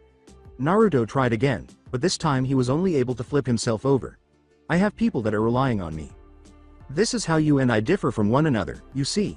You're just a weak, defenseless brat without the fox's abilities, and you don't even merit the moniker shinobi. What do you know? I think I'm going to stop now. I've had enough of waiting for retribution. Demon, I'll see you in hell. Mizuki roared as he started to smash Naruto's skull with his fist. Naruto. Mizuki shifted his arm so that it struck the ground next to Naruto's head as they both heard the call coming from close by. Will you listen to that, then? Iruka appears to have entered the game. It looks like I'll get to prolong your suffering. Mizuki licked his lips eagerly. IR.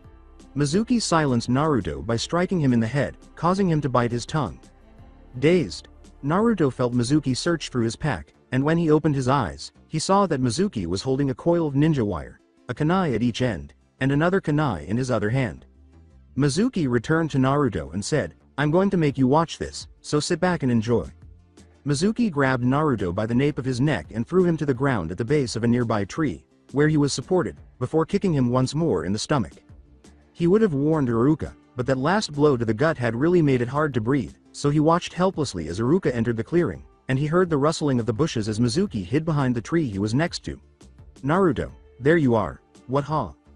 He's still here, so go. Naruto succeeded in rasping out. It is too late, Mizuki yelled as he came out from behind the tree and threw the 3 kunai. Iruka, not being a chunin for nothing, blocked the one that went right for him, dismissing the 2 that had missed him off to either side. Too late though did he see the wire attached to the 2 of them, and was pushed back into a tree and bound to it as the kunai's momentum caused them to wrap around the trunk several times. Mizuki walked over to the trapped instructor. Well, looky what we have here. I will take pleasure in causing you pain. Mizuki began beating on Iruka. The repeated blows caused blood to spatter around on the ground and nearby foliage. Naruto tried several times in vain to get up, but his body just couldn't handle the strain. He could feel a different burning in his gut now though. He had felt this only twice before. His rage grew with each hit Iruka took. The blows stopped. Okay, I've had my fun, but now it's time to put this behind me. Mizuki hefted his monstrous arm, which bulged and a blade mysteriously grew from his forearm, the protrusions regressing back into his body. Time to die, Iruka. I really want to stay and play with the 2 of you some more, but I really need to get back to my master. Mizuki turned the blade in the direction of Iruka's neck. The events that followed seemed to those in attendance like a grotesquely altered version of deja vu. Naruto was wrapped in red chakra that was simply gushing from him, and he was standing with the axe's blade in his hand, not even reaching his palm. Well, would you look at that? He asked. The fox appears to have chosen to assist you. The quality of this keeps improving. As Naruto turned his red, slitted eyes on the white-haired traitor, Mizuki maintained his crazed gaze and smile, and his smile turned to a frown as he attempted to move his arm but was unable to do so more than a centimeter. Let go, you brat. Give up so I can murder you. Mizuki pulled on his right arm, expecting to rip it from the genin's grasp, but instead he felt the entire arm come away with a sickening squelch as the pain exploded from his shoulder and the smell of rotting flesh hit his nose. He managed to look down at the spot where his arm used to be, but he saw that it was not only gone, but that where he expected to see only a bloody stump where it was ripped from his shoulders, he saw his muscles and bones rapidly rotting away.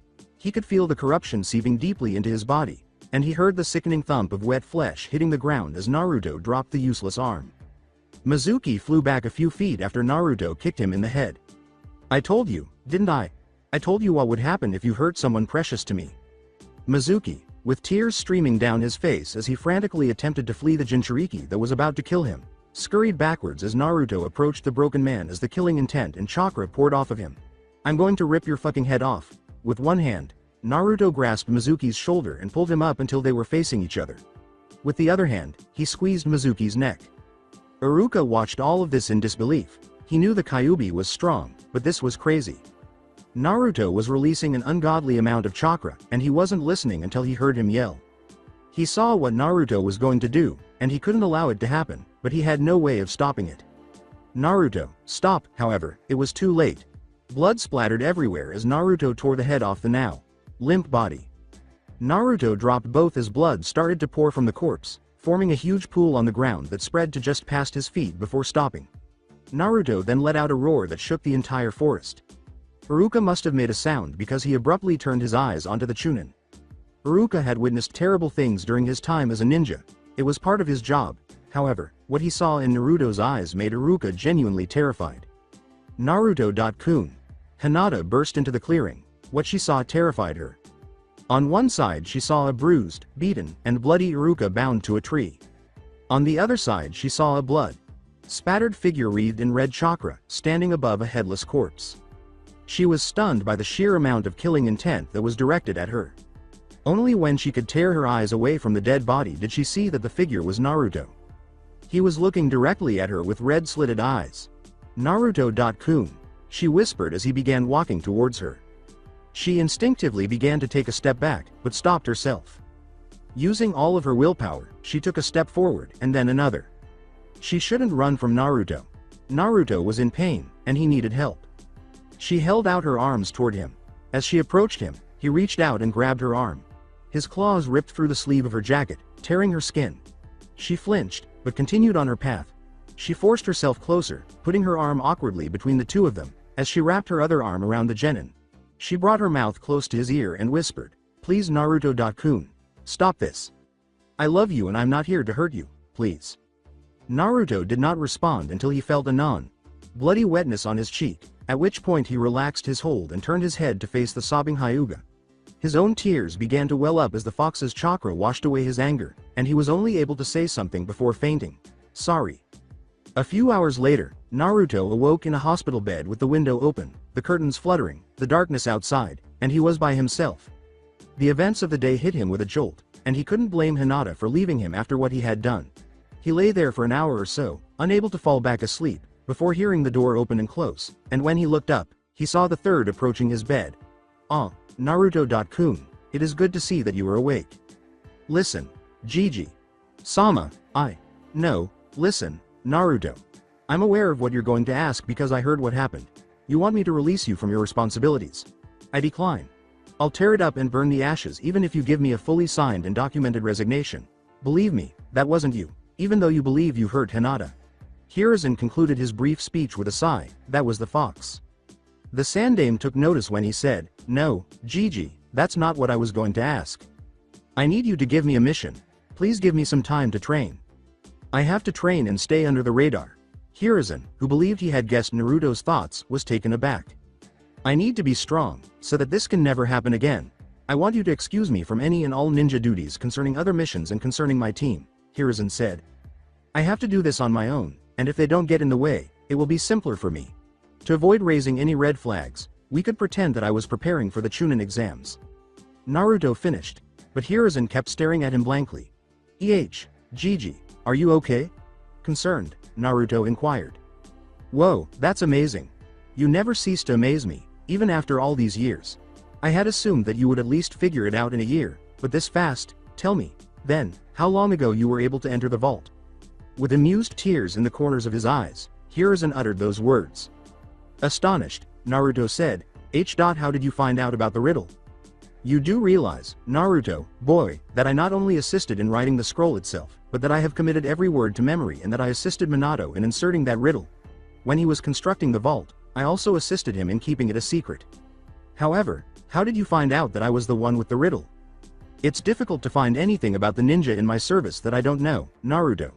However, that's a Hokage trade secret, so you'll have to wait to find out how." Hiruzen tapped the side of his nose. laughing at Naruto's stunned expression. "So, is that a yes on the mission, Gigi?" When Naruto realized he had not yet heard back, he asked. "I'll give it some thought, Naruto-kun, and we can discuss it tomorrow once you've given me your side of the story and you've been informed of the things you missed. But for now, why don't you go to bed?" After saying, "It's been a long day," Hiruzen left a bewildered Naruto in a very lumpy hospital bed and walked back to the door without sitting down. After the Sandaime left, Naruto must have somehow fallen asleep because he was having a strange dream. He could hear water dripping in the distance while he stood in the pitch black tunnel. This was not the first time he had been here. Somehow, there was light even though there were no light sources. He could only see a few feet around him as the light changed with him as he moved through the tunnel. The dripping never moved closer or farther away from him. This time, after walking for a while, how long, he didn't know, and for no apparent reason, he came to a side passage where he could feel a light wind blowing. He was shocked to see a long, endless tunnel instead of any side passages. A faint breathing, akin to a snore, was also audible to him. Naruto was once more startled when he turned down the passage and approached the breathing. Before he reached the end of this passage, he had not been walking for long. It came to an end at a doorway, a heavy wooden door with bands. He was shocked to discover that there was an inch of water on the floor of the spacious room in front of him when he opened the door. At the doorway, it simply stopped. He felt a gust of wind hit him hard as he moved forward, and then a powerful backdraft pushed him in. When his foot struck the water, two red, slitted eyes emerged in front of him as the first ripple vanished into the gloom. "Naruto. You have come at last. We must speak." Naruto pondered whether he could return to the tunnel in time in the event of an attack. You're the demon fox, aren't you?" he asked. "How astute of you, Warden. You can guess where we are right now, I presume." The fox slowly glanced at Naruto. "You know, of all of the humans that I have ever known, you are definitely the oddest." Naruto remarked, somewhat irritated, "Well, look who's talking about being odd. You're a giant nine-tailed fox. That's not exactly normal." "I know, that was a compliment. Do you think I'd rather my warden was a completely average person? That would be too boring. At least with you I get to see some interesting things. You're not very." Although Naruto was unable to see it, he could hear the tails behind the fox waving. "So, what did you need to talk about? Because it definitely wasn't about how odd I am. You know, it's not wise to antagonize a 1,000-year-old demon fox." As the Kyuubi rose to his feet, the light in the chamber abruptly increased. "To answer your question though, I want you to let me out. It's getting a little cramped in here and I..." Naruto snorted and then started laughing. He could see the enormous bars that formed the Kyuubi's cage thanks to the brighter lighting. "Like hell I'd do that. The first thing you're gonna do if I let you free is try to destroy Konoha. Besides, I like you where you are, trapped behind those bars like the animal you are. You may know how to speak, and might be a smooth talker, but you're still an animal. You little shit. Do you forget? I am the Kyuubi, the strongest of the tailed beasts. You, a mere mortal, can't trap me here forever. I'll get out one day, and you can't stop me." The Kyuubi roared, shaking the world of dreams. Naruto dismissed the accusations. Yeah, big, bad, scary fox. "Listen, you are strong, I'll admit that. But you'll never get free if I can help it. I'm going to get stronger and stronger. I'm going to get strong enough to keep you in check, and one day you're going to find that I've become stronger than even you." The Kyuubi's eyes abruptly moved to Naruto's right, a few feet away. "You think it's that easy? Nothing is stronger than me. Even your beloved Kami kneels at my feet. Come here so I can kill you, just like I killed Y." When Naruto turned around, he saw the small fox cub perched atop the water. To confuse Naruto, the Kyuubi said, "So, that's how it is then?" With a yawn, the cub turned its head sideways and gave the fox a questioning glance. The Kyuubi made a ringing sound as it tapped one of its claws against the stone floor. "All right, Naruto. I concede that you're not entirely pitiful given your situation. I guess that merits a reward." However, it became louder rather than fading. Naruto soon had to cover his ears because it was so loud. The noise increased until it was the only sound left. Naruto believed he screamed, but he was unable to recognize it because he was lost in thought. The sound of footsteps on the floor outside Naruto's room startled him awake. It was quiet except for that. The birds had not yet started their morning song, and the sun was just beginning to peek over the horizon. Expecting to feel blood rushing, Naruto raised his hands to his ears, but the pain the sound had caused was subsiding. Suddenly, he became aware that his legs were heavy. He peered, but the white sheets were all he could see. Then Naruto jumped a little when the two red eyes emerged. The fox cub gave Naruto a strange look as he leapt onto the foot of the bed. He heard someone tinkering with the knob. Hinata, who crept in before gently shutting the door, caught him off guard as he turned expecting a nurse or perhaps another patient who had come to torment the demon. When she saw Naruto staring at her, she spun around and jumped. Hinata shuffled over to Naruto, twitching her fingers once more, and said, "Oh, s. Sorry Naruto, I didn't mean to wake you." "Oh, you didn't wake me. I've been awake for a while, just thinking." Naruto smiled nervously and lied. He was certain that she must have been the one leaving through the hallway. Hinata blushed and gave him a nervous smile of her own. She shuffled a bit closer and said, "So Naruto, or F. Feeling any better?" Naruto made a hand gesture and remarked, "Yes, actually, I'm feeling like I could run around the village 100 times on my hands." Hinata burst out laughing. Naruto was mockingly incredulous as he said, What's so funny? I'm serious." "Oh, nothing Naruto-kun. You just remind me a lot of my cousin's teammate. He's always so enthusiastic about everything," she replied. Her expression darkened slightly as her thoughts shifted to that cousin. When Naruto saw this, he made the decision to lift her spirits. Hinata blushed even more as she shuffled the last few steps to the bed and sat down. "Hey, did you notice Hinata?" she asked, looking at him and shaking her head. "You didn't stutter at all there." At that moment, he became aware of her attire. The only clothing she was wearing was a hospital robe. Because Hinata had conveniently covered his left hand with her own, Naruto blushed and looked down at his hand. Naruto noticed the bandages there at that point. He grabbed her arm and forgot he was nervous. He unwrapped the bandages, and she squeaked. He was upset by what he discovered. The wound was puckered, and it would surely leave a scar. This was what he had done to her. It had been his hand regardless of whether he was being controlled at the moment. When Naruto realized he was squeezing her arm, he quickly released her hand. "Damn it. If only I had my seals. I know I'd be able to make this better, I would." Red marks from the pressure he had been applying were visible when he looked. "Hinata, I'm so sorry. I should have been more careful. I'm just so stupid, I'm." With a eep. Hinata jumped up and said, "I'm alright Naruto. It's just a scratch. I'm a ninja, and these things happen. Besides, it doesn't hurt anymore," and she grabbed his hands, which he had placed in his lap, with both of hers and squeezed them. Apparently, the fox had made its presence known. The reason Hinata had jumped was because it had approached her arm, sniffed the wound, and then licked it. "Hey, Byako, don't sneak up on people like that, it's not nice." The cub simply gave Naruto a perplexed look. Naruto-kun, why is there a... Wait, I remember him. Wasn't he there years ago when you saved me from those bullies? Naruto halted when he heard footsteps running down the hallway. Yeah, I'll tell you more about him later, but right now, I need to take care of your arm. I've been practicing and I think that I can. Good morning brat, rise and shine. Anko exclaimed as she rushed through the door. When she saw Hinata, her broad smile turned into a dejected frown. She went to Naruto's bed and tossed some of his clothes onto his lap, where the fox had chosen to lay itself again, saying, "Well then, didn't expect either of you to be awake just yet." It leapt up once more and glared at Anko, who leapt up and produced a kunai. "Whoa, how did that thing get in here?" Kakashi entered the doorway and shook his head, saying, "Anko, you do realize that this is a hospital, right? The people in here really need sleep, and you now doubt just woke some of them up with that racket." Then he saw Byako with his fur standing on end and the kunai in her hand.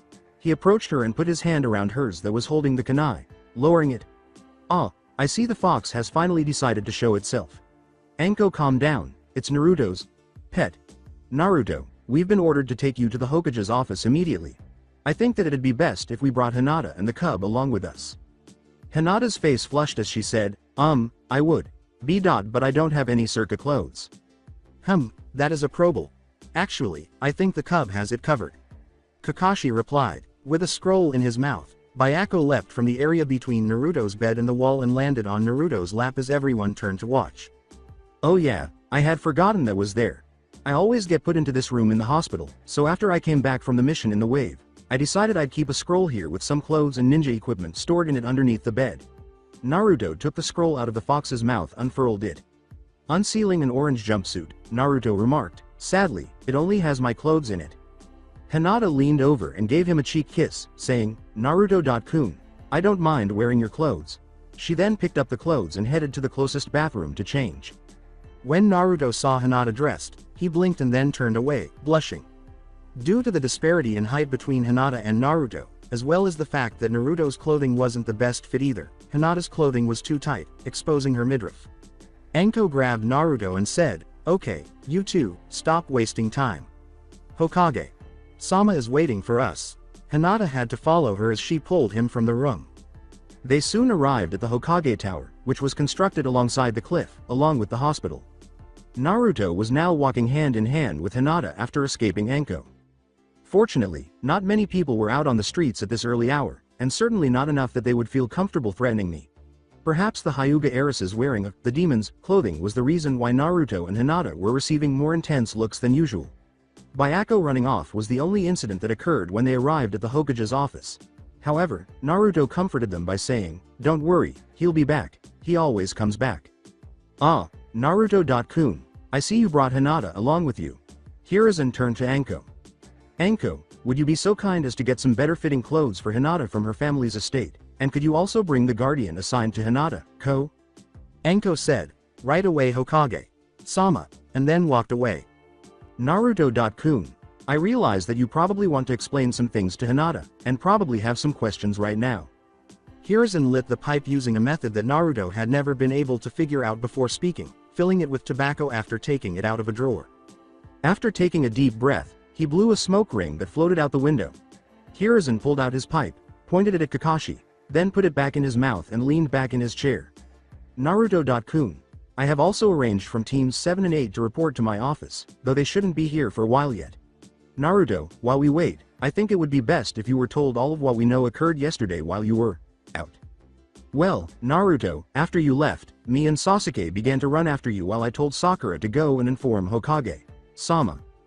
We hadn't gone far before we heard an explosion from back in the village. I determined that you could wait, as I didn't think that you would just leave the village like that, and I didn't know of any threats to you, so I went to go investigate the explosion. It turned out that someone had broken out from the third basement in the prison, and had used some odd jutsu to blast a hole straight from their cell to the surface. Several people had been hurt seriously from fallen debris, and the rubble had collapsed enough that by the time we realized it had been Mizuki, Hinata was already returning with you and Iruka, so then. Slamming his hands on the Hokage's desk, Naruto exclaimed, "Crap, I had completely forgotten about Iruka. Is he alright?" Then exploded. "Relax Naruto, he's fine. He just needs some time to rest. I didn't invite him to this meeting because I have already spoken to him and know what had occurred with him. I will tell you about that when Kakashi is finished." He returned to his chair and exhaled. Kakashi nodded at Hiruzen before leaning against the wall. "As I was saying, then we took you two and Iruka to the hospital, and we decided that it would be best if you were left to heal on your own, like most times, and checked over Hinata.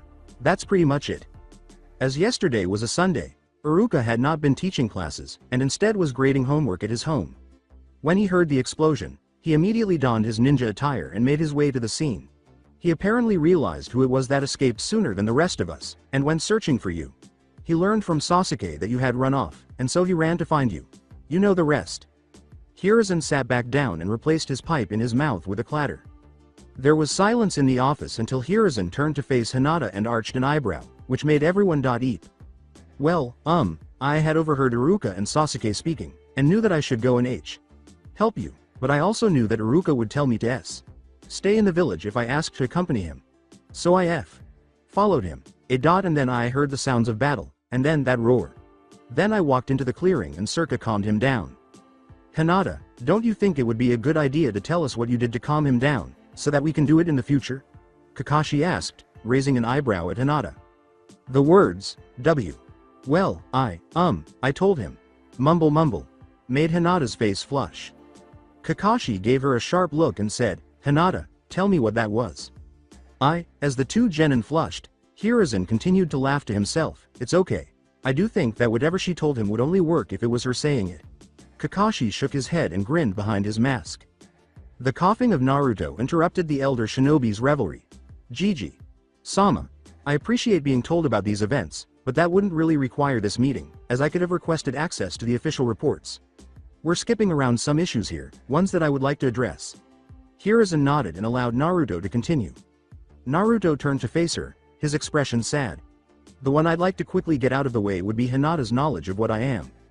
Perhaps you should wait until the rest of your team arrives, so that you can tell them as well. Or do you plan to keep them in the dark? Hiruzen replied without emotion. Before he spoke, Naruto paused to consider his words. No, I'm not close enough to them yet, and I just don't think that it would be wise to tell them. Maybe after that mission we had spoken of earlier. What mission? Shouldn't I be informed of all missions given to my genin team? Kakashi asked, raising an eyebrow. Relax, we shall speak of this mission later, this mission that I have yet to agree on. Hiruzen waved him away, allowing Naruto to continue. Hinata-chan, there's no easy way to put this, so I'll be blunt. Back during the Kyuubi's attack on Konoha, and the Yondaime defeated it, he didn't kill it, as you were told, but instead sealed it inside me, Naruto said, approaching Hinata and grabbing her right hand between both of his. I know. Naruto released her hand and said, I know it must be. Wait, what? I knew a long time ago, long before even you knew. I was never told by anybody, but, as you know by now, I had, Santa F. Followed you for years, and over the course of that time, I was able to piece it together. It's not really that difficult to figure out. And you're okay with this, with me having this inside of me? Naruto asked, placing his hands on her shoulders. Oh. Okay with it. No, how could the Yondaime have done something so horrible to you? No matter what you have inside of you though, I love you Naruto, so don't forget that.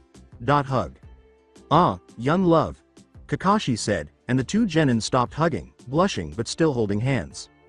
In an attempt to move forward, Naruto said, I'm curious about the increased agitation the civilians seem to be feeling towards me as I came here. Yeah, I think we can talk about that right now. Hiruzen got up from his seat and walked around it, gazing out the windows. Naruto-kun, how do you think the villagers would respond if they found out you used the Kyuubi's chakra? He asked. Oh shit, how'd they find out? Naruto asked, his eyes widening. Well, several ways really. First, the entire village heard that roar of yours, right after you killed Mizuki, and it no doubt brought back memories of that night. Second, the animosity felt towards you isn't limited to the civilians, as you know. Some sensory-type ninja picked up the beast's chakra, and some were stupid enough to let it slip that the huge surge of chakra belonged to the Kyuubi. I haven't been informed yet, but there will no doubt be a meeting called to deal with the issue later today, so keep your schedule clear. Naruto slammed his fist against the wall and exclaimed, double shit. Turning around, Hiruzen said, indeed. He stuffed more tobacco into his pipe and blew a few more smoke rings before continuing. That is one reason that I believe it wise that you not only tell your teammates of your condition, but also anyone that you care for in your class, as it would be better that they hear it from you. Gigi.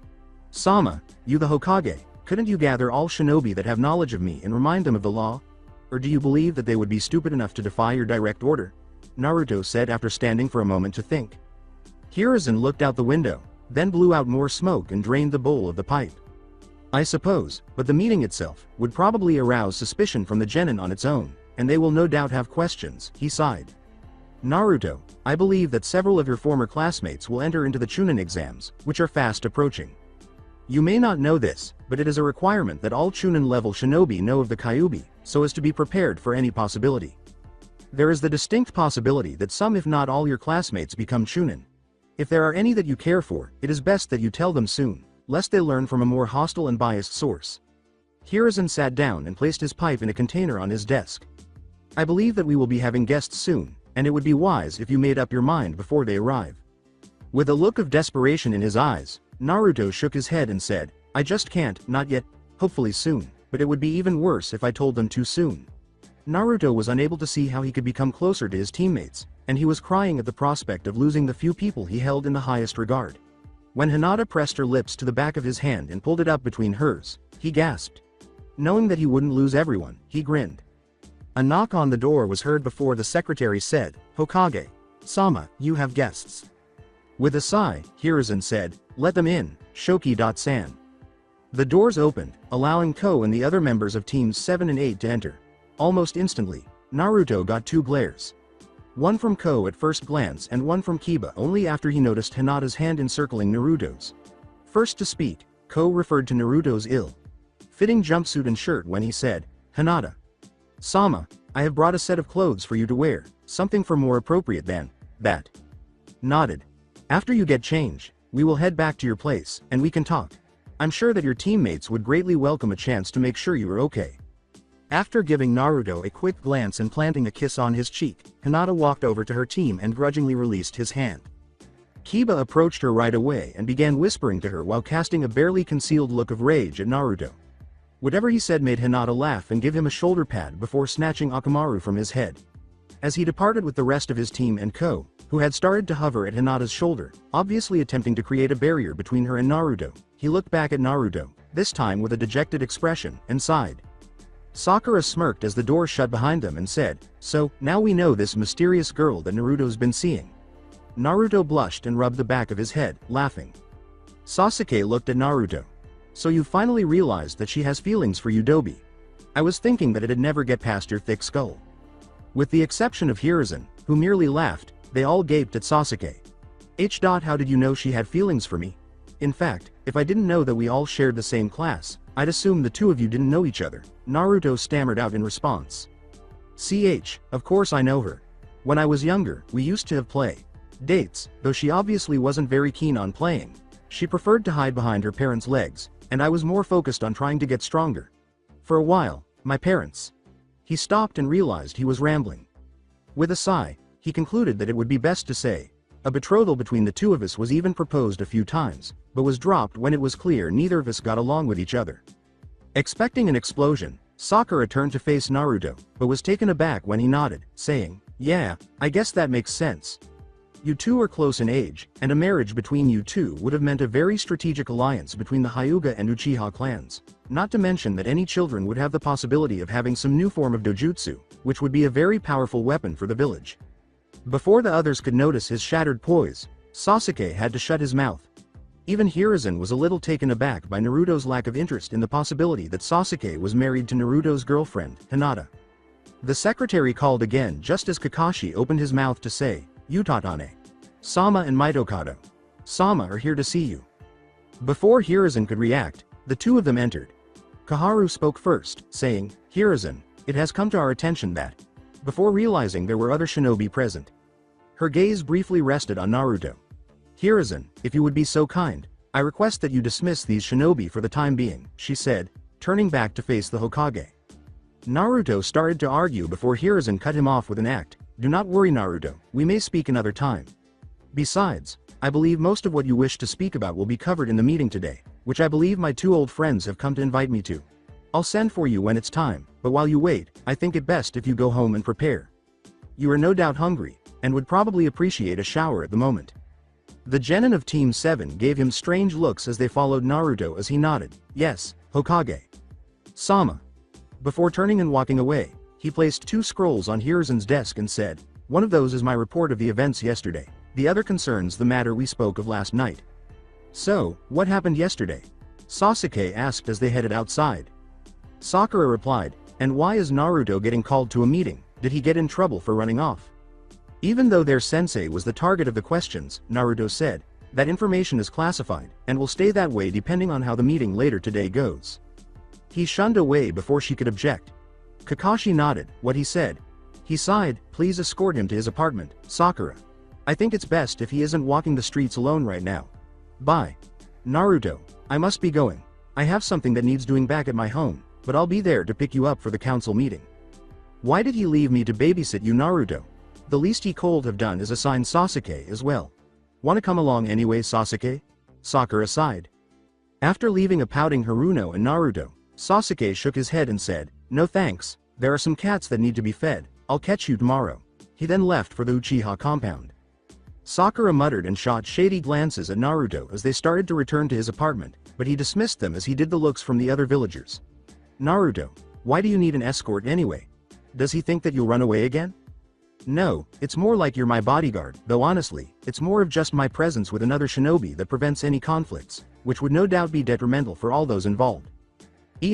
That doesn't make any sense. Let me guess, the reason is classified, isn't it?" Sakura said, tilting her head in further confusion. "You were the best kunoichi in our class for a reason, so I knew you'd be able to figure it out on your own, so I didn't tell you directly," Naruto said, nodding. Sakura was shocked and embarrassed by these unexpected compliments, which made her blush even more. She became enraged and repressed the urge to thank him, saying, "Shaw, only Sasuke-kun gets to compliment me like that, baka." She then gave him a back of the head punch, which was admittedly not very forceful. Naruto simply grinned when he noticed that her cheeks were still flushed. They started to hear someone following them as they turned down a wide alley with fences on either side. Naruto turned to see a small box painted to resemble rocks, and he nodded to Sakura, who gave him a questioning look before they moved on. They turned a corner, and Naruto made the hand sign for Kage Bunshin, surprising Sakura as the clone leapt over a nearby fence and they continued walking. They were just starting to turn the next corner when they heard a scuffle and turned around to see the clone holding Konohamaru in his arms. Udon and Moegi watched in shock. As Naruto's clone vanished, he trotted to the ground and said, "Your slick boss saw right through my disguise. I'd expect nothing less." "Hey, Konohamaru, I'm not in the mood for this at the moment." Naruto turned and started to walk home, but he stopped and turned around and said, "Listen, if you can wait, I'll have something for you free to do by the time we get home, but you have to promise to let me think as we go. Deal? I need to prepare for a council meeting later today, and that means familiarizing myself with several laws in the leaf." "Yes, sir, boss, sir." The three of them uttered the same words, and Sakura watched in disbelief, particularly since the Sandame's grandson was referring to Naruto as his boss. When they eventually arrived at the apartment, Konohamaru started bugging Naruto, saying, "Come on, what fantastic training did you devise, huh? Tell us." "All right, let's start by having the three of you form a B formation around my apartment and notify me if someone approaches using signal number 5. Secondly, I would like you to send chakra to your ears during this process, which will improve your hearing. Take care to avoid damaging your eardrums. You understand? I want you to keep doing this until you can hear each other's heartbeats through your posts." "Yes, sir, boss, sir." The three of them chanted once more, but before they left, Konohamaru asked, "Hey, boss, who's this woman you're with?" He smirked conspiratorially and lifted an eyebrow, saying, "She's your girlfriend, isn't she?" Naruto erupted in laughter as Sakura became irate, saying, "No, she's not my girlfriend, she's my teammate." The two genin looked at him in confusion, then at each other before reacting in two different ways. "Oh, that's good." Not noticing Naruto's flinch, he smiled and said, "I thought her huge forehead was kind of ugly anyway, and you deserve only the best, boss." He turned around just in time to be hit in the face with full force and sent flying, shattering the door of Naruto's apartment. "Well, he deserved that," Naruto sighed, "but did you also have to break my door?" He sighed once more as he walked into his apartment, pausing only to pick up the blood seal lock he had placed on his door, and beckoned the two academy students to follow him inside. Sakura stood outside, furious. He glanced at Sakura, who simply glared back at him. He put the lock on his dining table, checked Konohamaru's pulse, and found it to be stable and free of any obvious signs of a concussion, so he carried him to the couch. He gave Moegi and Udon a brief order to form the C formation, reassured them that Konohamaru was okay, and they left without question, despite their reluctance. He had already been able to purchase a new shower curtain, took a quick shower, and discovered Konohamaru still asleep. He made a cup of ramen, and had already finished half of it when the ninja.in training stirred. Like my head popped off and someone tried to hammer it back on like a nail. Remember what transpired. All right, so I recall being struck by a strong force that resembled a fist. Everything is blank after that. Never underestimate the power of an extremely pissed off woman, said Naruto, shaking his head. What did I do to annoy her? Konohamaru asked, glancing at the doorway where Sakura was leaning against the door frame, her side just barely visible. First of all, you implied that she was my girlfriend, which is a sensitive topic with her because I've been dating that person for a number of years. Second, she was offended by your statement that her larger than normal forehead was unsightly. Thirdly, she was upset with me and our sensei before we even arrived because she preferred the other team member to me, but she was told to follow me until our sensei came back, even though she preferred to be with the other guy. Fourthly, I can't tell her a classified Konoha secret because she detests having information withheld from her. That pretty much sums it up, so you didn't just give her an excuse. Well, she didn't need to strike so forcefully. Konohamaru rubbed the back of his head where it had struck the door, saying, my head still hurts. With a sigh, Naruto took a tiny pill and a bottle of water out of the belt pouch he had been wearing lately and said, here, take this. After giving it a questioning glance, Konohamaru asked, what is it? What is it used for? Will it increase my height? Will I go a week without eating or sleeping? Tell me, please. It's aspirin, now just take it. Naruto couldn't help but laugh at Konohamaru's pouting, but the little Sarutobi knew to obey orders. When he went to take up position outside the apartment, Konohamaru made sure to leave through the window to avoid the irate Kunoichi, though he was still able to do so. Shortly after, Kakashi arrived, looking far more appropriate for a meeting with the village council than he had earlier that morning. What surprised Naruto was the Anbu that accompanied him, a strange face. Guard covering his forehead and the sides of his face peeking out from behind it, and a mask that resembled a cat's face with green and red markings.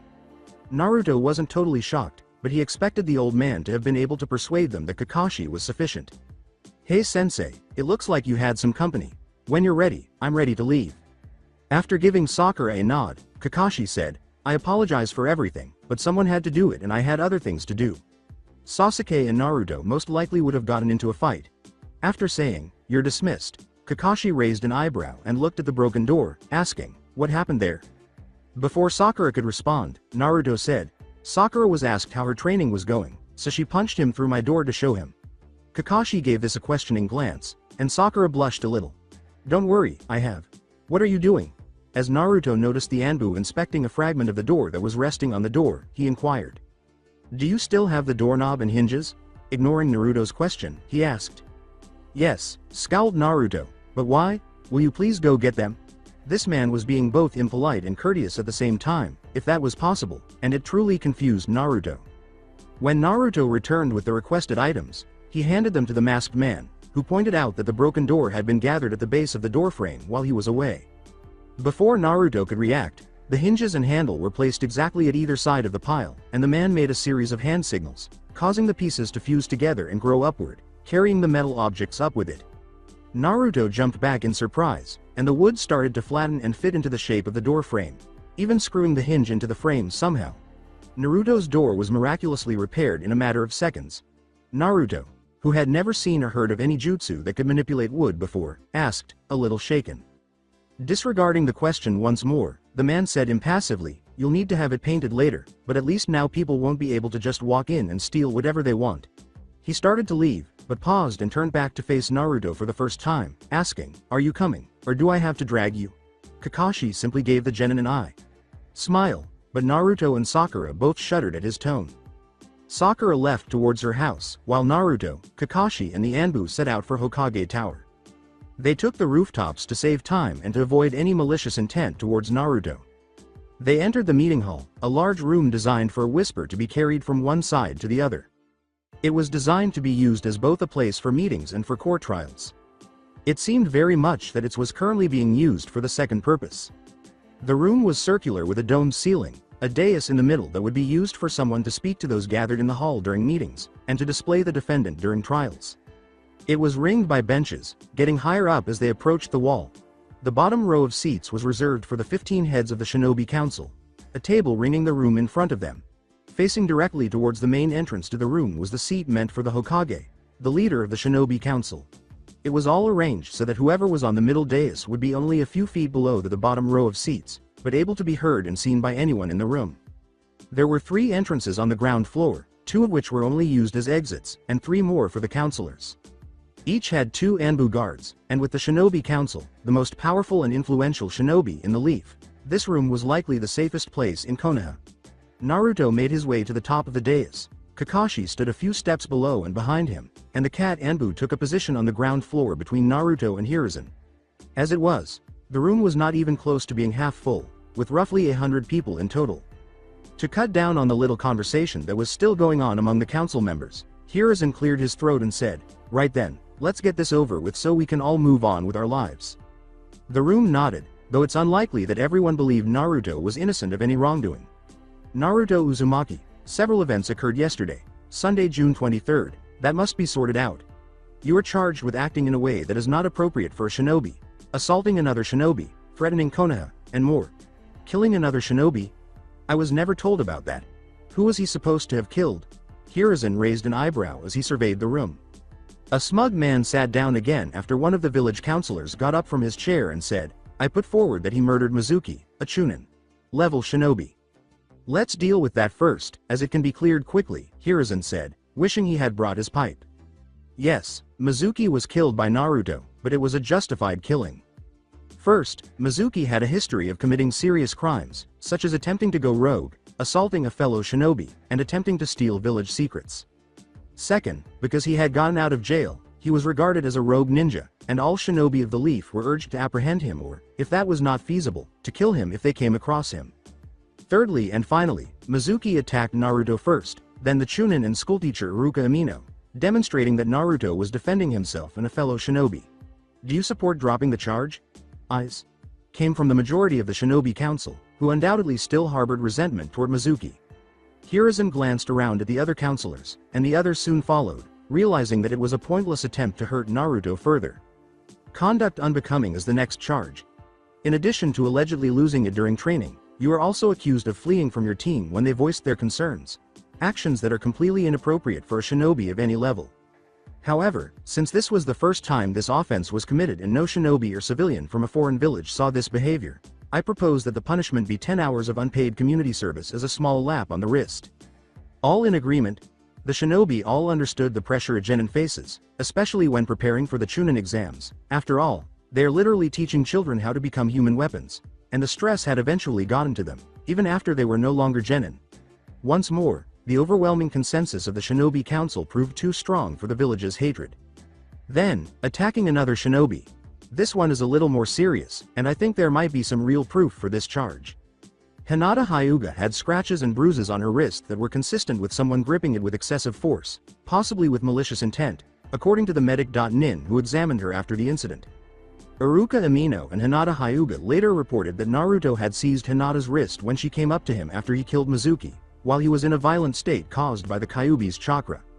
I believe that Naruto was not in complete control of his faculties, as if possessed by one of the Yamanaka jutsu, and that he should be exonerated of any crime he may have committed in that state based on my lifelong acquaintance with him and the testimonies of others, including the victim, who did not file any charges.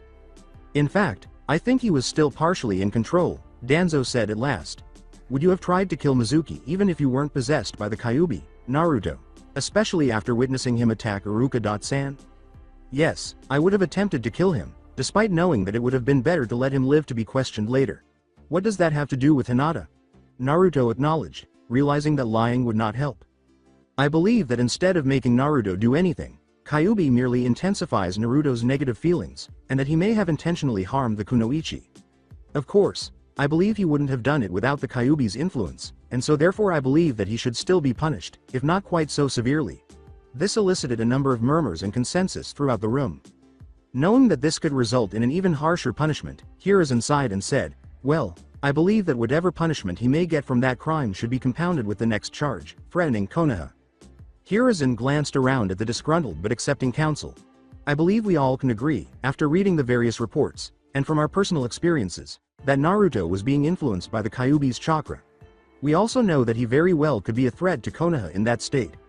The question is whether he intentionally let the fox's chakra into his system or if it was forced. This was Naruto's signal. My memory of all of this may not be the best, but I can assure you that I would never let the Kyuubi have any control over me if I could help it. The chakra was forced on me, which I believe is because I am no yet strong enough to keep it in check.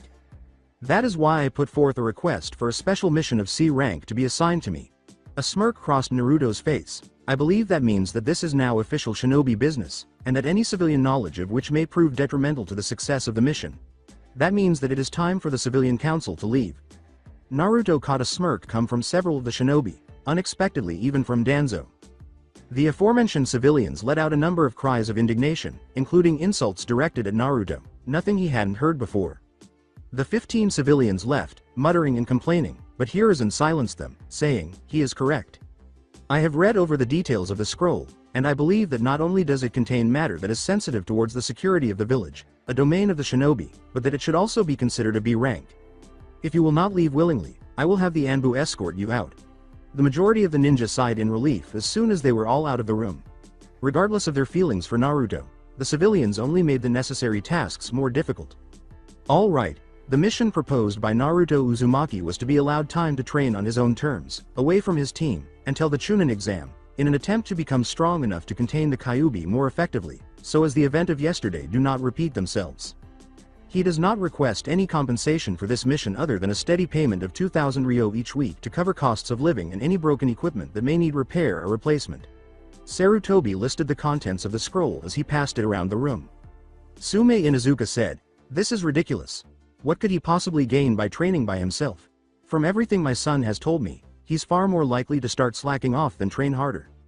Recently, Naruto has been falling behind his teammates in skill, including Sakura, who had never been very good at actually applying her knowledge into ability. He is stagnating right now, and I honestly believe that he needs to find his own training method if he is going to improve, as mine clearly isn't effective for him, Kakashi said, raising his hand to ask permission to speak as he was not a member of the council. Hiruzen nodded. Sume sat down, barely placated, but aware that she wouldn't be successful here. Hiruzen went on to answer the question, besides, I have already decided that he will be supervised during his training. The supervisor will ensure that not only does Naruto not slack off during training, but also be able to incapacitate Naruto should there be any signs that the fox is taking over. I move that Naruto Uzumaki's punishment be as follows, and as an addition of requirements for the mission.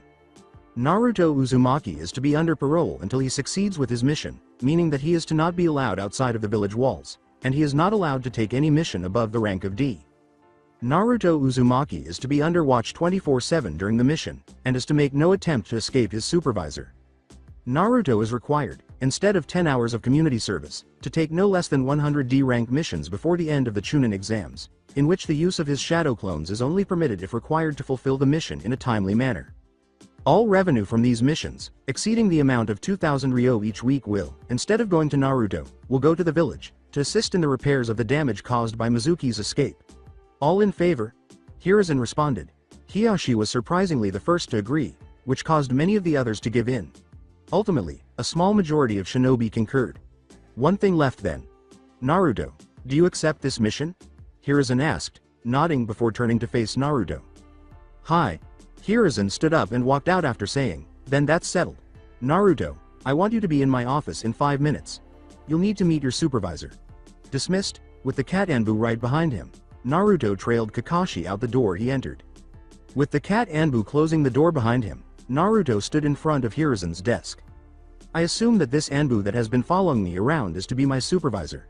Am I correct? Naruto asked, raising an eyebrow. Happy to have his pipe back, Hiruzen nodded and said, yes, that is correct. Nodded. I assume as well that he would have been following me around everywhere anyway, whether the council or I accepted the mission or not. Sarutobi nodded once more, saying, Cat, you can take off your mask now. The Anbu complied, displaying a calm, unadorned face with big eyes on Hiruzen that occasionally flicked to Naruto. Naruto recoiled slightly in surprise at the expression in his eyes and said, Cat, you already know your mission. You are going to need a name for this mission. May I suggest, Tenzo, as his name? Kakashi asked with an eye. Smile. Hiruzen arched an eyebrow, and the Anbu sighed and gave Kakashi a frustrated look. When Naruto chuckled, I take it you two already know each other. Kakashi gave him an eye. Smile, and Tenzo sighed as well. Hiruzen let out a long puff of smoke. Yes, that will do for now.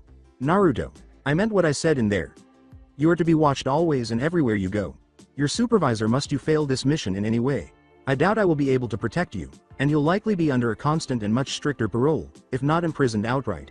Do you understand? Naruto's eyes widened and then became impassive as he bowed. Hi, Gigi. Sama. A flash of understanding passed through his eyes. They all bowed and turned to go after hearing the words, you three are dismissed. Oh, and Naruto-kun? With a raised eyebrow, Naruto turned around and said, Hiruzen grinned and said, make sure you teach everyone a few things. Naruto returned the smirk, saying, yes sir. Moving toward the exit, they moved down the hall. As Naruto contemplated the Tenzo he would be spending the next few months, if not more, with, he noticed Hiyashi approaching him with focused eyes. Hyuga. Sama, I would like to thank you for your support during the meeting. What do you need? Naruto said, pausing and bowing, feeling a little uneasy. With a sharp glance at the two men on Naruto's flank, Hiyashi remarked, just a moment of your time, if it is available. Nodded. Of course, that is always available to you should you need it, but I'm afraid Tenzo here is going to have to accompany us. Is he now? Very well then. Hiyashi raised an eyebrow, glancing over Tenzo, who was still wearing the same expressionless face. Hiyashi then led the way out of the building and toward one of the training areas, leaving Kakashi to handle his other responsibilities. Hiyashi slowed down and followed Naruto as they eventually came to a quiet path. Naruto-san, I wish to speak of the relationship that you share with my daughter. Let us not pretend that you two are not intimate in some way, maybe even courting each other. I do not disapprove, as you do show some natural talent as a shinobi, no matter how others seem to pretend the opposite. I want you to know that I give you my blessing to court her, but only under one condition. You must protect Hinata. no matter the cost, even with your life if you must. But if you ever hurt her again, if you can't control that beast, and it ends up harming her, then not even Hokage Sama will be able to help you." Naruto managed to stammer out, "You." "Understood." Hiyoshi's hair concealed his face as he continued to face forward, but Naruto could tell by the chill he felt that he was being bored into by the Byakugan.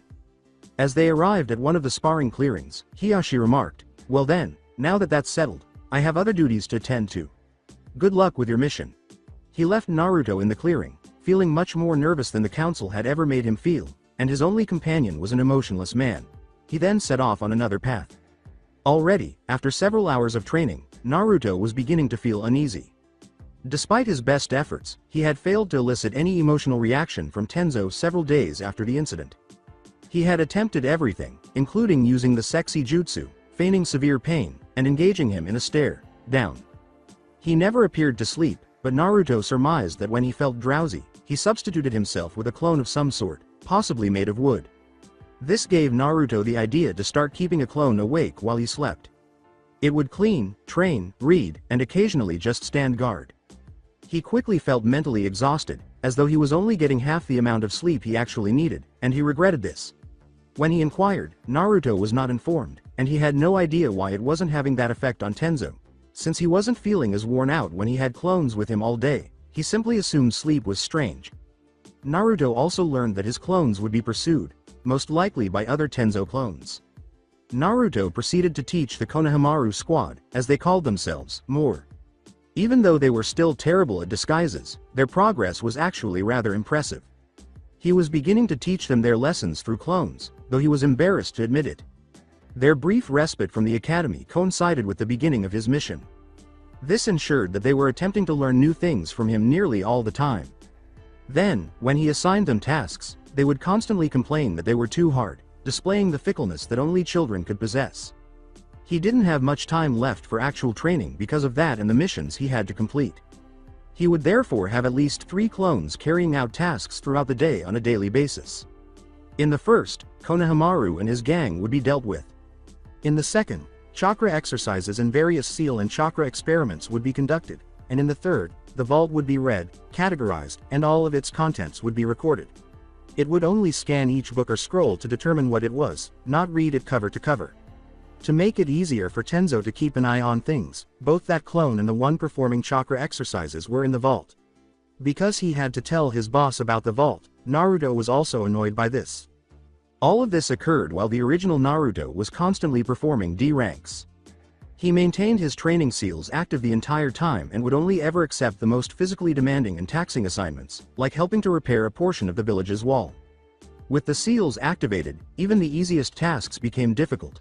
He made the decision that he should finish the missions first because he would benefit more from training if he was only performing manual labor. He didn't have time to check on Hinata for a week because of everything. His suspicion had been right. He had been wondering why she hadn't come to find him. As part of her responsibilities as an heiress, she and her father had left the village for a political trip. With everything added together, he soon started to break under the strain. About a month had passed since the incident, and Hinata was expected to return in a week. Naruto was engaged in one of his private sparring sessions, which he only did when he had free time. However, this one had a peculiar ending. It appears that Naruto mispronounced a hand signal while trying one of the jutsu he had read about. A gust of wind threw him back against a tree, causing him to bite his tongue as he started to channel the chakra to attack his clone, who was charging in with a kunai. He winced as he remembered that clone and realized that the jutsu had backfired. According to reports, the wind had flipped the kunai onto the clone.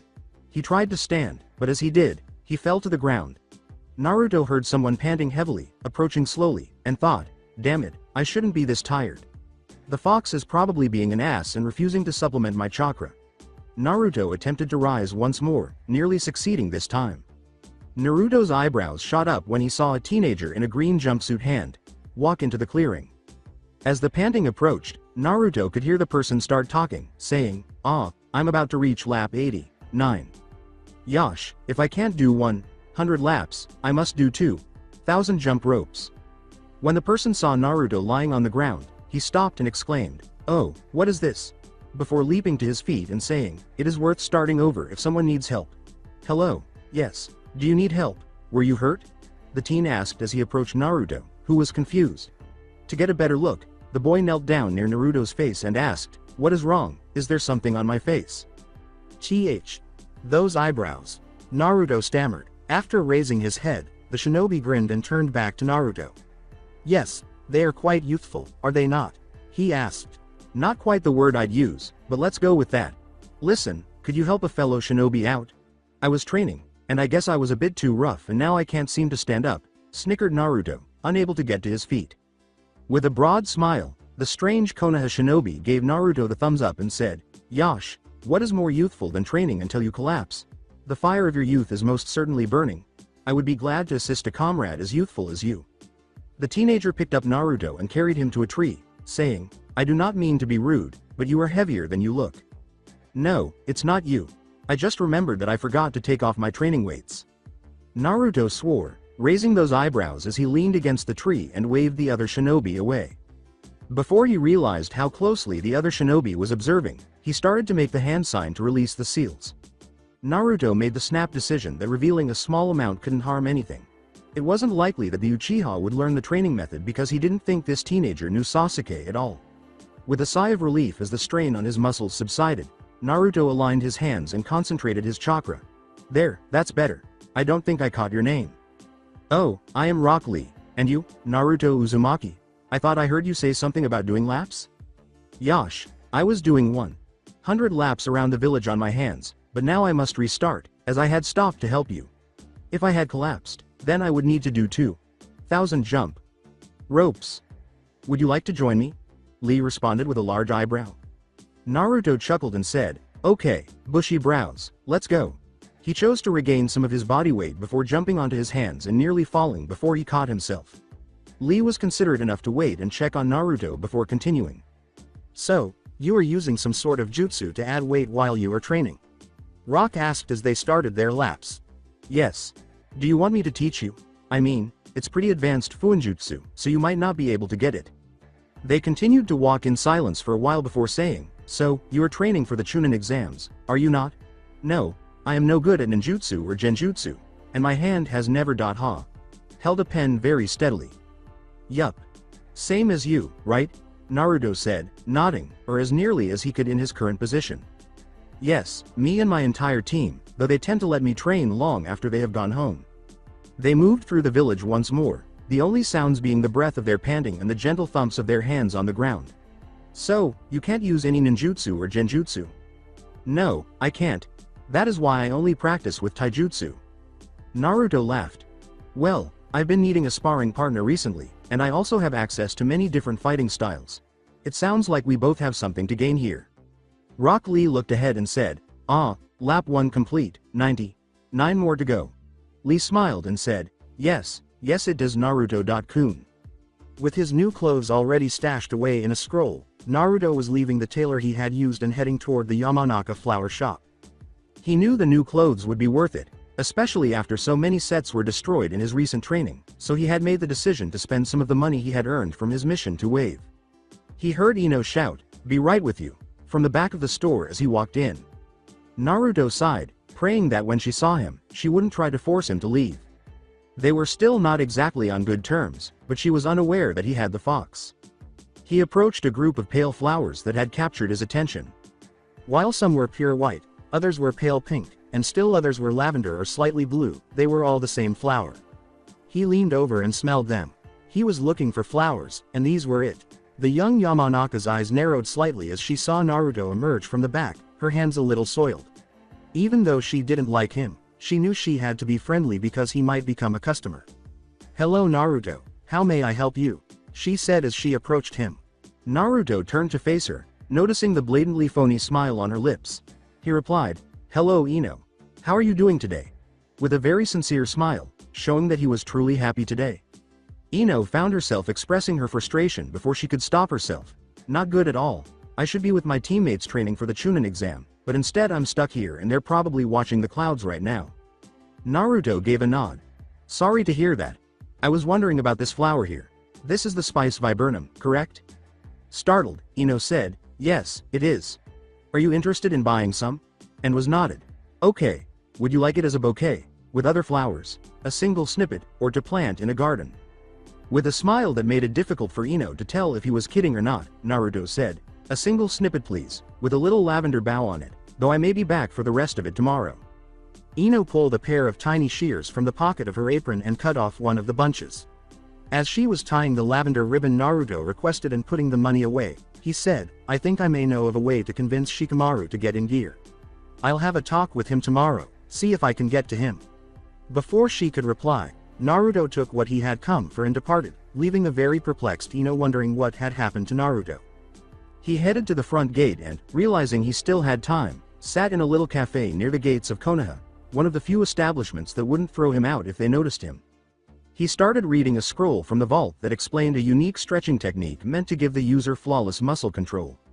Naruto initially questioned why the Yondaime would retain such trash, but as he continued reading, he learned the truth. When he noticed movement down the road, Naruto was grimacing at how hard it was to do such stretches. He rolled the scroll up and sealed it inside his storage scroll before approaching the gate booth, which was once again manned by Izumo and Katetsu. They were now debating how many shinobi would attend the exams when Naruto knocked on the counter and said, "Look sharp guys, we have someone coming." Together, they raised their eyebrows and exchanged glances before glaring at one another and glancing out the gates. "There's nobody coming," they said. As they leaned slightly over the counter to get a better look, Naruto shook his head and said, "Just wait, you'll see." It took them a few minutes to notice the dust cloud on the road, and even longer to spot the carriage that was causing it. Upon noticing the insignia on the side, Naruto smiled. It was exactly who he had hoped for. Knowing he was not allowed to run out to meet them because that would require him to leave the village proper, Naruto stood patiently as the carriage approached, keeping a close eye out for her face. Behind him, he could hear the two whispering, "How did you know the carriage was coming before it was even visible?" Is a question Naruto would really like to have answered for himself. As the carriage passed the threshold, Naruto moved forward to follow it as it headed for the Hyuga estate. He sensed that one of the guards was watching him, but he knew that he was safe because Hiyashi had made it known that he was welcome in the clan. Naruto walked to the carriage door as the carriage came to a stop in front of the estate's gates. Hiyashi was supposed to assist the women from the carriage, so he was the first one out. With a nod of the head and a nearly tiny bow, Hiyashi acknowledged Naruto, who reciprocated with a much deeper bow. Hisakata was the next to exit the carriage, and Naruto and Hiyashi extended their hands to assist her, not that she required assistance. When she saw him, she smiled slightly. She then turned to face her husband, and the two of them whispered something off to the side. Then came Hanabi, who was wearing a tiny mint green kimono that seemed a little strange on her petite frame. Her frown and constant fiddling with it showed that she was not at all at ease in it. When Naruto noticed that Hiyashi was distracted by his wife, he chose to take her by the arms and swing her around for a little before putting her down, laughing and feeling much happier. Still wearing a broad smile, Naruto bowed even more than he had for Hiyashi, pleading with her to pardon him for his inappropriate actions, which made her laugh once more. Hinata left last, wearing a kimono that complemented her eyes and was also a light lavender color. This caused a great red flush to spread across her face, and when her mother and sister started laughing at her response, she drew back her hand and twiddled her fingers. He held out his hand, and as she reached the ground, he made a leg, kissing lightly the back of her hand before getting up a little and looking into her eyes, saying, "My lady, it is good to see you again." As Naruto extended his hand to Hinata, a tiny cluster of tiny flowers the hue of Hinata's eyes materialized. She took it and sniffed it while concealing her flushed face with it, the aroma of cinnamon coming from the pollen. Hiyashi approached Naruto and said, "The lady Hisakata would like me to extend an invitation to attend dinner tonight at our estate. If you would like to return home to change into something more formal, the dinner will be at 6. Naruto raised his head. "Send her my thanks, and that I accept her gracious invitation. I already have my clothes with me though, and if you would provide a place to change into them, I need not return home." Hiyashi nodded in agreement but gave him a strange look.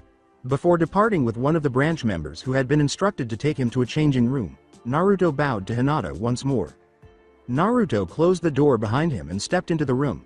He heard a now familiar sound coming from his left just as he was ready to remove his jumpsuit. He turned to see Tenzo emerging from the wood, his masked face staring at him. Sighing, "You know, that is a bit creepy, just growing out of the wood like that. I would like a little privacy so I can change." Tenzo looked at him. "I was actually wondering if you needed assistance in putting on the garment you bought earlier today, as I do not think you have ever worn one before." Naruto was somewhat taken aback by the man's apparent strange display of affection for him as well as the fact that the man had actually answered one of Naruto's statements directly. Having no idea how to put it on himself, Naruto nodded in recognition that the Anbu was correct. Naruto had been helped by the tailor, but he hadn't paid attention to the method because he was too preoccupied with determining whether Hinata would approve or not. The wall had reverted to its smooth surface, and Tenzo grew the remainder of the way out from it, the little branches of wood blending into his back as they separated from the wall. Hinata was perched on the edge of the garden's perimeter walkway. With the exception of the one flower Hinata kept for herself, the ribbon was now tied around her wrist. All of the flowers Naruto had given her had been taken to be placed in a vase for dinner. She turned her head as she heard footsteps approaching and saw Naruto, dressed in a black hakama and an orange kimono, approaching her. As he approached, she rose, blushing a little, and twirled the bloomed stem between her thumb and forefinger, unwilling to let go so she could twiddle her fingers.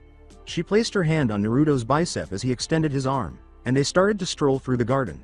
She blushed slightly at his smile and said, "Thank you, Naruto, for everything." "Hinata, do you remember the discussion we had at Ichiraku?" Naruto responded. She raised an eyebrow and asked, "The ramen shop?" Naruto gave a nod. Suddenly apprehensive, she said, What about it?" "Well, I realized that I may not have been very clear with you. After our talk, you seemed more subdued, and your stuttering started to return." Naruto laughed out loud. "Now, as cute as all of your behavior can be, I want you to be more confident. You need to believe me when I say that you are strong and I didn't mean to suppress your confidence. Just because I didn't want you to stand up for me like that, doesn't mean I didn't like what you were doing." Naruto glanced at her and noticed that she appeared to be unable to express herself. They kept walking as Naruto noticed her face grow more contemplative and the blush fade. "Hinata, I do not want you to simply act more confident simply because I'm asking you to. I want you to be more confident in yourself, and believe in your strength." Naruto made the choice to continue, "Hinata, about the other part of our conversation. I have been thinking about things while you were gone, and that got me nowhere. And as the days passed, they began to stretch, and I realized that very deeply missed you. My life just didn't feel complete when I couldn't come to visit you. In the short time that we have been together, you have impacted my life more than anybody else has, and you provide an affection towards me that nobody else can. I find that you are very precious to me, and that when you're gone, I feel like part of who I don't know what to say." Naruto stopped and raised his arm, through his locks. Hinata turned to Naruto with a slight smile on her face, and he turned back to her with a bewildered expression. "Naruto, I understand that this is difficult for you, and that you probably don't entirely understand what love is. I'm not entirely sure myself, and I've had a family my entire life that I know for a fact loves me. You, who has never had a family, I can't possibly begin to understand how you must feel when you are suddenly receiving love from someone else. I may not entirely know what love is, but I do know for a fact that I love you. I know this because I get the best feeling in the world when you say, hi, or even smile at me, because I know, even if it's just for a second, that I've crossed your mind. I know I love you because when you give gifts to me, whether it's this flower, or a kiss on the cheek, my heart flutters and I feel happier than anything else can ever make me. I know I love you because I don't care how long I have to wait, I'll wait a lifetime, as long as you stand beside me, I just want to hear you say that you love me." As the tears started to fall, Naruto was unable to contain them any longer. When she noticed this, she took hold of his shoulders and drew him into an embrace.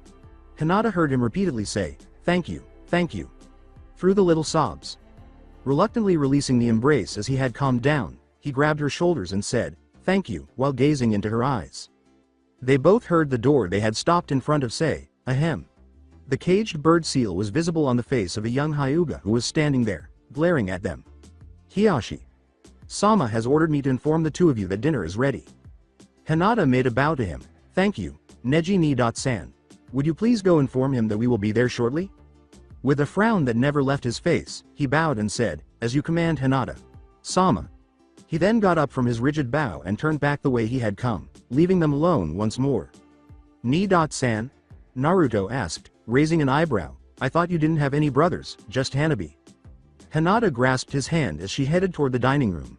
Neji.ni is actually my cousin, but we grew up together, so he always seemed more like an older brother than a cousin.